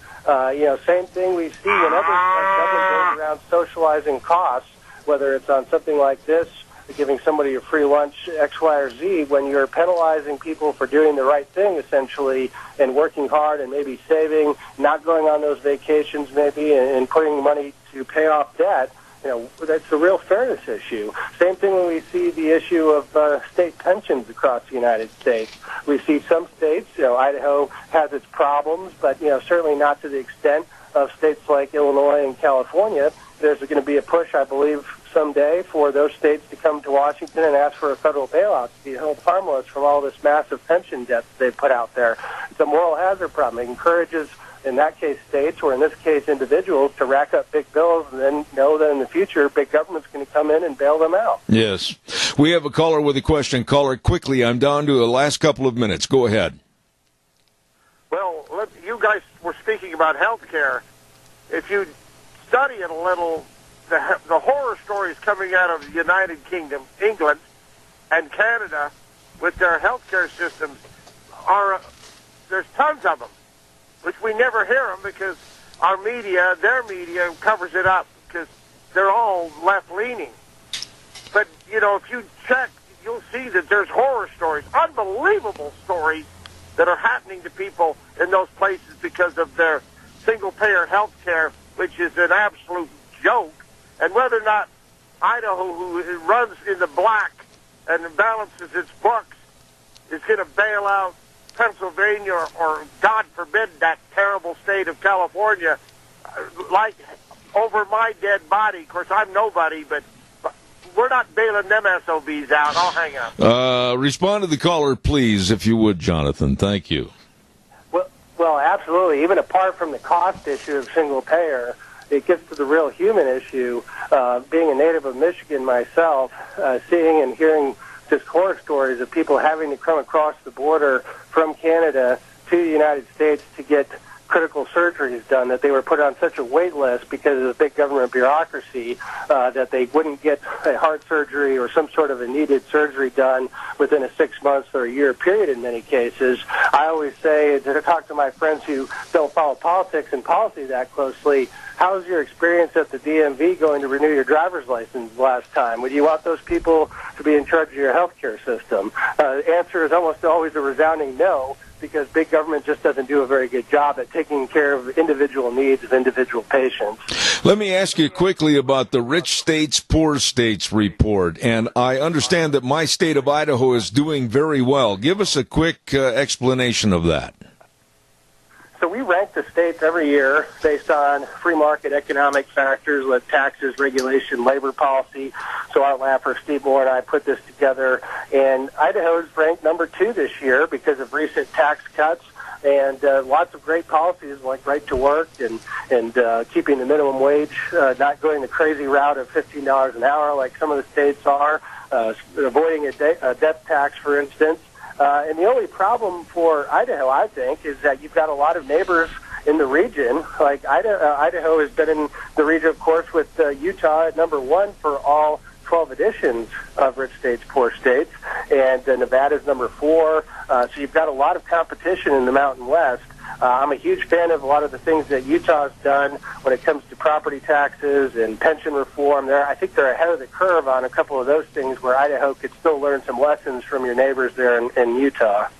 Barring any unforeseen national or worldwide hazards and or conflicts, if we see the end of this first tenure of Trump's campaign and as office of the President of the United States and leading up to 2020 to where he may be reelected for a second term, what are you, as an economist, what are your thoughts about possibly another 4 or 5 years?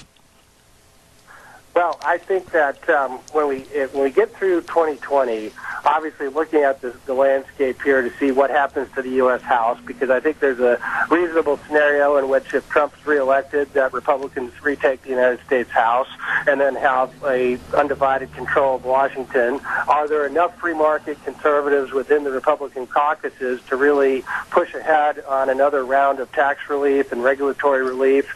I would love to see, as an economist and a policy person, a return to those discussions. Obviously, it's going to be gridlocked the next 2 years, and the Senate's going to be trying to keep Nancy Pelosi and AOC in check with their bad ideas coming over from the House. But I think the big question is if Trump's reelected, Republicans take the House, can we have a return to the discussions over how to keep America's economy competitive, and how do you keep this 3% growth going in the future? And by the way, how do you address this massive national debt that is an absolute necessity to address? A real short answer to this, Jonathan, because I really am interested in your opinion, but when you mentioned Alexandria Ocasio-Cortez, does it really amaze you the power that she seems to hold over the Democratic Party? Here's a 29-year-old bartender that has taken the Democratic Party by storm and seems to be leading them by the nose. Well, she certainly has a very radical following, and I think that scares a lot of the powers that be. And let's not forget, she defeated somebody, Joe Crowley, who would have been probably a Speaker of the House in future years. And so she has taken on the machine, and she's beaten the machine, and she's got such an active following. I do think people are scared of her. It'll be kind of remain to be seen as to whether that she can outfox Nancy Pelosi, or whether the kind of the Democrat establishment is able to kind of rein her in. I think that's an open question for the coming months. One of the best I've had talking about the economy on my program, Jonathan Williams. Thank you, sir. You got to promise one thing: you'll come back in the future. We've enjoyed it. Well, we can count on that. I look forward to it. All right, sir. Thank you very much. God's blessing. Thank you. Very interesting and knowledgeable man, Jonathan Williams, and talking about our economy. And he works with the best, Art Laffer and Steve Moore, etc. He knows, and they know what's really going on. Want to remind you, too, about our friends at Patterson's at 421 East Main in Burley. My goodness, Curtis and Lorena and the rest of the staff, how are you? Doggone, they're good people over there. They've got all the car stereos and the speakers and the complete sound systems. Boy, they've got everything all the way to towing hitches. They've got it all. The HughesNet internet, all your electronic needs, home theater systems. What are you waiting for? Jump in the car and go to Patterson's at 421 East Main in Burley. They're open Monday through Saturday 9 to 6, and they would love to serve you. Stop in and see them today, or give them a call, 678-6997. Patterson's, 421 East Main in Burley. Right now, we're going to send it back over to our main studio. We'll be back in about 3 minutes. And now, back to Zeb at the Ranch on AM 1230 KBAR. To reach Zeb, call 436-2244 or toll free 1-866-927-4587. And now, here is Zeb. Thank you. Don't forget again, Ramsey Heating and Electric and Lennox have teamed up for your whole home comfort systems. That's right. If you're in the market for a new system, they're offering up to $1,700 in rebates on those systems. You better check it out. Call them today, Ramsey Heating and Electric, at 678-0459. Terms and conditions apply. See the dealer for details. Ramsey Heating and Electric and Lennox. Wow. Let's just kind of sit back and enjoy, because we're going to get a chance to visit with a wonderful lady right now. We're going to have Green Thumbs, Dirty Knees, and Vicky's Country Gardens at 185 South, 600 West of Paul. And now, ladies and gentlemen, welcome to the podium. Here she comes, the lovely Miss Vicky. Good morning, Zeb. How are we doing today? You know what, after this weekend, honestly, I really feel great. We had two good days right in a row. Yes, we did. We had 2 really nice days right in a row. Today's starting out to be a nice day. They're saying wind for tomorrow, but we can't ask for everything. Well, I'd sure like to do with less wind, I'll tell you that. Now that we've seen some real changing conditions over the last month, let's say, of hot one, or not hot, but warm one day, and then the next day the winds are going 40 miles an hour and the temperatures drop down 30 degrees, how can anything grow in what's happened over the last 30 days? Well, it is spring and it's early, so now we get these warmer temperatures and the warmer nights. That soil temperature's coming up, so now everything will start. You'll start seeing a big change in how things grow now. I think we're kind of out of the woods for the real heavy, hard frosts. I hope. I know there's still some snow up on the mountain there, but it's like I tell people, get your planting done. Go ahead, if you're ready, go ahead and plant. And just have cover handy so that if you have to have some, you've got it to do a little protection. I mean, we do have winds and that kind of stuff coming, so anything you can do to protect them is fine. But most all your seeds and stuff can go in now. Pretty much, you're safe to pretty much plant whatever you want. Beans, it's a little early on, but still, hopefully they'd still be all right coming up and not getting a frost on them. Okay. So, we're kind of at that point to where pretty much anything will work right now. Just be aware of the fact that we still can get cold, but if you wait for all of the frost and all of the danger to be gone, it could be August. And it'll be too late. Absolutely. Vicki, I have been absolutely shocked, and I mean this, by the amount of people that have called me and sent me emails about the stand-up gardens. I think, for lack of better terminology, that's what I'm going to call them. A lot of people say, talk more about those stand-up gardens, so I thought I'd take care of that right off the bat this morning. Okay, well, your raised gardens are a real popular thing because they're easier to take care of, especially for people that like to do just small gardens. They're not trying to can and feed a whole family and that type of thing, but they're easy to take care of, especially for the elderly. You don't have to bend over as far. It's just easier all the way around. Main thing on it is get a good soil mix going in there that's going to drain well. You don't want real heavy soil. You want to have it to where it's going to drain out good. You want to make sure you've got drainage in it. If it's up off of the ground, make sure there's some holes in it so that water can get away and dry out like it should. If you've got it just raised up on the ground, make sure you got a weed mat down underneath it so the weeds can't come from underneath and all the way up through, because as we all know, weeds will crawl right up through 2 feet of dirt. Not a big problem.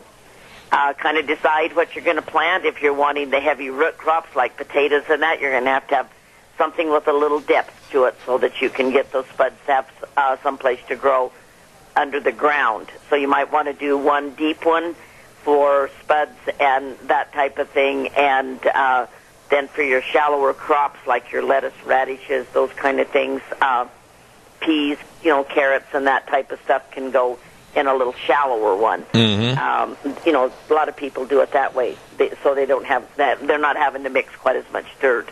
And you do have to keep your fertilization up on it because of the drainage. So you want to fertilize good when you're putting things in, and then keep the fertilization going throughout the summer. If you're using Miracle Grow, not once a month, but at least once to twice a week on your vegetables and stuff to keep them going. Okay.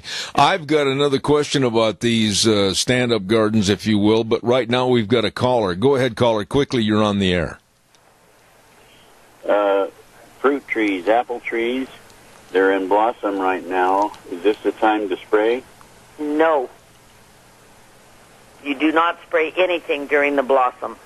You'll kill the blossom and you won't have any fruit.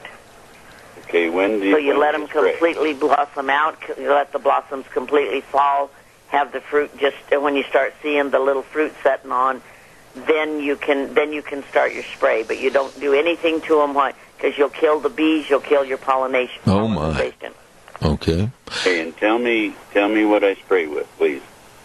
Once you get started, you can start rotating. We have a fruit tree spray that's a real good one that has a couple of different insecticides blended with it and a fungicide. Spinosad is an excellent one to use on fruit trees also.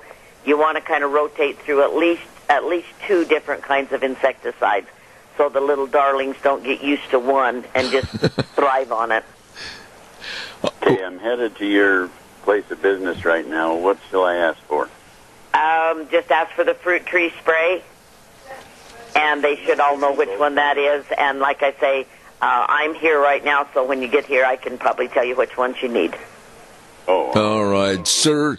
We appreciate your call. Jump in the pickup or the car, get on over there and meet a nice lady, Vicky at Vicky's Country Gardens. Okay, thank you. Vicky, I want to go back to the stand-up gardens because another of the questions, and I think you mentioned it last week or the week before, is that you had or can have access to the kits, if you will, to build the stand-up gardens. Is that true? Yes, we do have pretty much everything you need to get those gardens up and going. Okay, that's taken care of. Now, the other question that came in last week, a very, very nice lady said she has never had a garden before, and she's got roughly a little 15 by 12 plot out behind her house. But she says, I've planted it and everything, but what kind of garden tools do I need during the course of the year to take care of my garden? And so there you go with the tools. What does she need? Okay, basically what you're going to, you have to have a watering system, so you're going to have a hose, sprinkler, or, some type of watering system. But as far as tools go, just a real good sharp hoe usually does the trick. Okay. We have a couple of different kinds in here. We have one that's called, I think it's called a weed eater or something to that effect. It's kind of like it's a triangular type that can really get down in around. It's very sharp. You just want to be very careful when you're using a hoe that you don't get blight from the hoe. You can take out your plants and not the weeds. So be very careful when you're in there. You can use either that or you can use, pull weeds, that type of thing. In some gardens, they get their plants up, get their gardens up and going, and then they're putting the black weed mat down to stop the weeds. It warms the ground, keeps the ground warm for the plants, and kind of kills two birds with one stone at that point. Okay. Speaking of birds, this has nothing to do with gardening, but you're an expert on everything. Would you please tell Deanne and I why right outside my window, less than 3 feet over my shoulder on the windowsill, we have a robin that's been pecking on the window since yesterday afternoon? Why are they doing that? You've made it mad somewhere along the line. Obviously, they've either got a nest right there close to you that they're trying to protect. If they see movement, they're going to try to protect that nest or something to that effect. So I would go and look and see if you've got some kind of a little nest, because this is the time of year that they build their nests and they have their little eggs and their little robins in there, and they get very protective, and they'll come right at you, or they can sit there and just kind of protect their nest, and I'm betting you that's kind of what it is. She's sitting there on the windowsill right now, and it's kind of giving me a little bit of a phobia. I'm 71 years old, and I got a little robin that's scaring me right now with a look in her eye.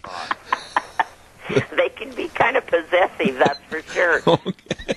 Hey, one thing we wanted to talk about too. A lady had written a little note, an email, and she said, talk a little bit about flowers this time of the year, and can they get too much sun, and should they be provided in the afternoon hours a lot of shade?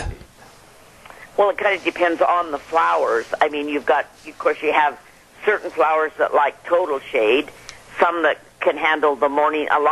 Pretty much everything in our area can handle a good morning sun, and then shade them up in the afternoon. It keeps the color in the blossom a lot better than that hot afternoon sun working on them.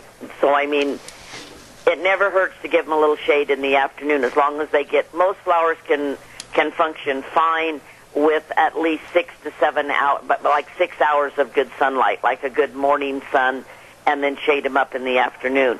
But pansies, begonias, things of that nature, those all have to have total shade.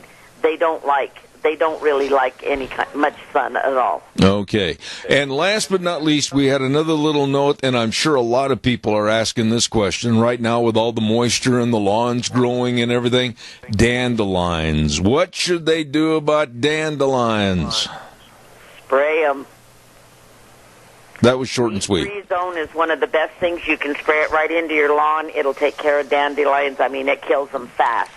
If you hit those blooms with it, it will literally fry those blooms down before they can go to seed, before they dry up and do their little puff thing.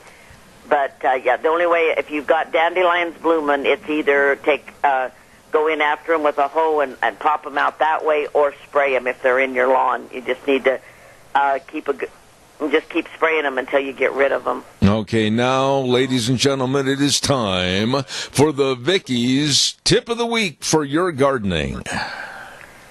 Well, the one tip of the week for this week is don't forget Mom and Grandma for Mother's Day. It's coming up this weekend. It's this coming Sunday, and just think of all the things they've done for you, and now's the time to say, hey, thanks. We appreciate it. Absolutely. And I'll bet you've got some really unique items, baskets and everything over there, don't you? We still have a good selection of baskets going. We have a lot of neat yard art going here that moms just love. And to be honest, they absolutely love gift certificates. They can come in and buy what they want. We have our roses are all getting ready to bloom, so I can do rose bushes. I mean, there's just about anything you can imagine in here for Mom and Grandma. Mm-hmm. That can keep you out of the doghouse. Let's put it that way. Well, I'll tell you what, I'm really starting to feel inhibited because of this robin sitting here staring at me. This bird has not moved for the entirety of the 3-hour show this morning, and occasionally goes tap, tap, tap on the window and then just keeps staring at me like he is right now. You ought to be over here in the studio. It's kind of distressing in some ways. We'll try tap, tap, tapping back and see if she's got a little SOS code going there.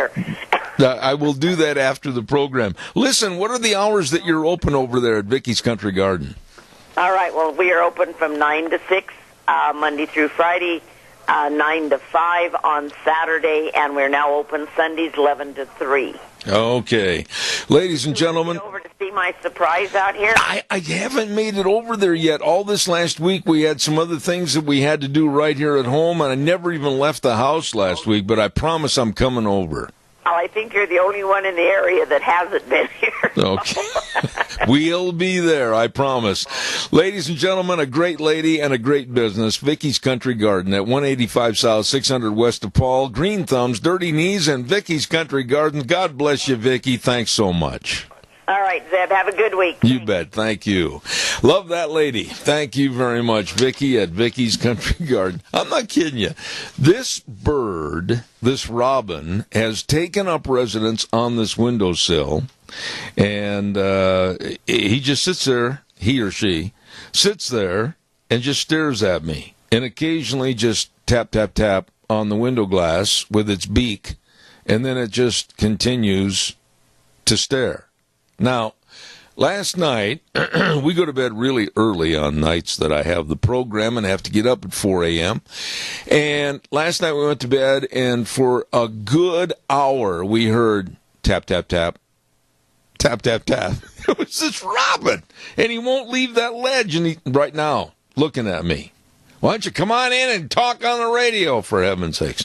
Time for the weather, and the weather brought to you by Scarro's Meats, 331 North Road, Jerome. Yes, Don Scarrow and the crew, and the telephone number to call, 324-7657, or you can go to scarrowsmeats.com. They are absolutely wonderful people to work with all the delicious meats, whether it's the pork ribs or the tri-tips or hey, by the way, if you've got a family gathering or something coming up for this spring and summer, whoa, can they help you? All the different kinds of bacon and breakfast sausages and bratwurst, all of this and so much more from Scarro's Meats over in Jerome. Right now, they bring you the weather.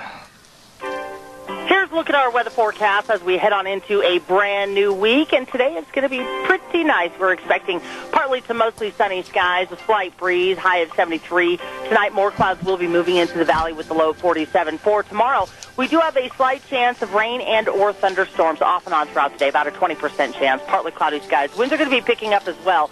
Gusts as high as 25 miles an hour, looking at a high of 67 and an overnight low of 42. Back to mostly sunny skies for Wednesday, cooling off to about 68. And then for Thursday, partly cloudy skies, mid-60s. That's your weather forecast for Zeb at 3. Oh, Gina, thank you very much. Our weather brought to you by Scarrows Meats. Don Scarrow and his wonderful, wonderful crew over there at 331 North Road, Jerome. And here's the number to call, 324-7657. Almost choked to death. 324-7657. And it's true. With all their delicious meats, they are changing the way we eat, one delicious bite at a time. Woo! All right, I got time for a couple of phone calls. There were some people that tried to get on the program earlier this morning, and I just flat ran out of time. So if you'd like to call back and share your thoughts, we'd really appreciate it at 436-2244, 1-866-927-4587. You would think that the Democratic Party and the Clintons would have the common sense that God gave a billy goat to basically shut up and fade off into the distance, wouldn't you? No, not Hillary. Former Secretary of State Hillary Clinton said at a Los Angeles event on Saturday that the 2016 election was stolen from her. This is what's interesting. They are having these various events around the country, and with Bill and Hillary to go out on a stage and answer questions to the audience, etc. They're not working so well. Originally, I think the tickets were extremely expensive, and now tickets for the Saturday evening event in Los Angeles, listen to this, and I'm not making this up, $2. $2 to get in and take in the final show that they had, and some of the tickets in Las Vegas have been as low as $15, and that's a far cry from the original starting price on the tickets of $1,785 per ticket. Ay, ay, ay, my grandmother used to say. Caller, good morning. You're on the air. Good morning. I've got a solution to your robin. Oh, okay, good. Okay, here's the deal. You and I are both lovers of Western movies, right? Uh-huh. So go get your pistol, break the window out with the barrel of the gun, just like they do in the Westerns, and shoot the thing. No. Keith, I wouldn't even think of... No. To me, that really is kind of offensive, really. This Robin isn't causing any problem. He's just sitting there, and for some reason he's lonely. Maybe he had a bad day at the office, or maybe whatever, I don't know. But he just occasionally pecks on the glass. I wouldn't think of hurting him, and he can stay there for as long as he wants. But I don't know what he wants. That's the problem. I haven't figured that out yet. I don't want to hurt him either, but I'm trying to help you. No, it's just something to watch, really. He just sits there, and over my left shoulder, he's sitting there right now looking at me, and he never moves. Anyway, Keith... How do you know he's a he? Well, I'm not. Well, see, now, the brighter ones, the more colorful ones, are the males, or are they the females? I can't remember. I never could tell the difference in Robin. Oh, well, anyway... Ducks. If this is mallard when I see one. No, I do too. But this one, I think this one is a female. I'm not sure, and maybe like Vicky said, it has a nest someplace close by. I don't know, but anyhow, thanks for your call. No, the robin's going to stay safe and stay right there on the windowsill. I'm not going to do anything to hurt it. Go ahead and put the gun back. All right, I will. Thank you. We'll go to answer 2, whatever that is. Okay, Keith. Thank you. Caller, good morning. You're on the air. Next call, please. Bye-bye. Thank you. Was you on the lawnmower this weekend? Not this weekend, no. Why? Oh, okay. Because one time you was on the lawnmower, you damaged my stuff. You might have got into took the tree down that had her nest in it. You know, I get offended by callers like you that always think of everything that I do is going to hurt someone or hurt society or damage the environment. I'm not that bad. Well, wasn't those lawn ornaments, were they beyond repair when you... That's really none of your business. Okay. No, but it really is kind of disconcerting. I'm sitting here, and all of a sudden you'll hear this tap, tap, tap, and the robin's less than, I said, about 3 feet over my left shoulder, and he seems like he's really enjoying the program. So, well, he must be. You could be watching on your computer screen there what's going on. You know, that's true, too. I never thought about that. The movement on the computer and the different lights and everything. And you know, these birds now, they're having a tough time when they're getting to this wireless society. What are they set on? Well, there you go. I never thought about that. Yeah. See, a man of great knowledge when it comes to birds and running over things. Yep. And one thing I think is really, really funny, HC, Hillary Clinton. Oh, yeah. What she stated to Donald Trump when he would not acknowledge the results of the election. Yeah.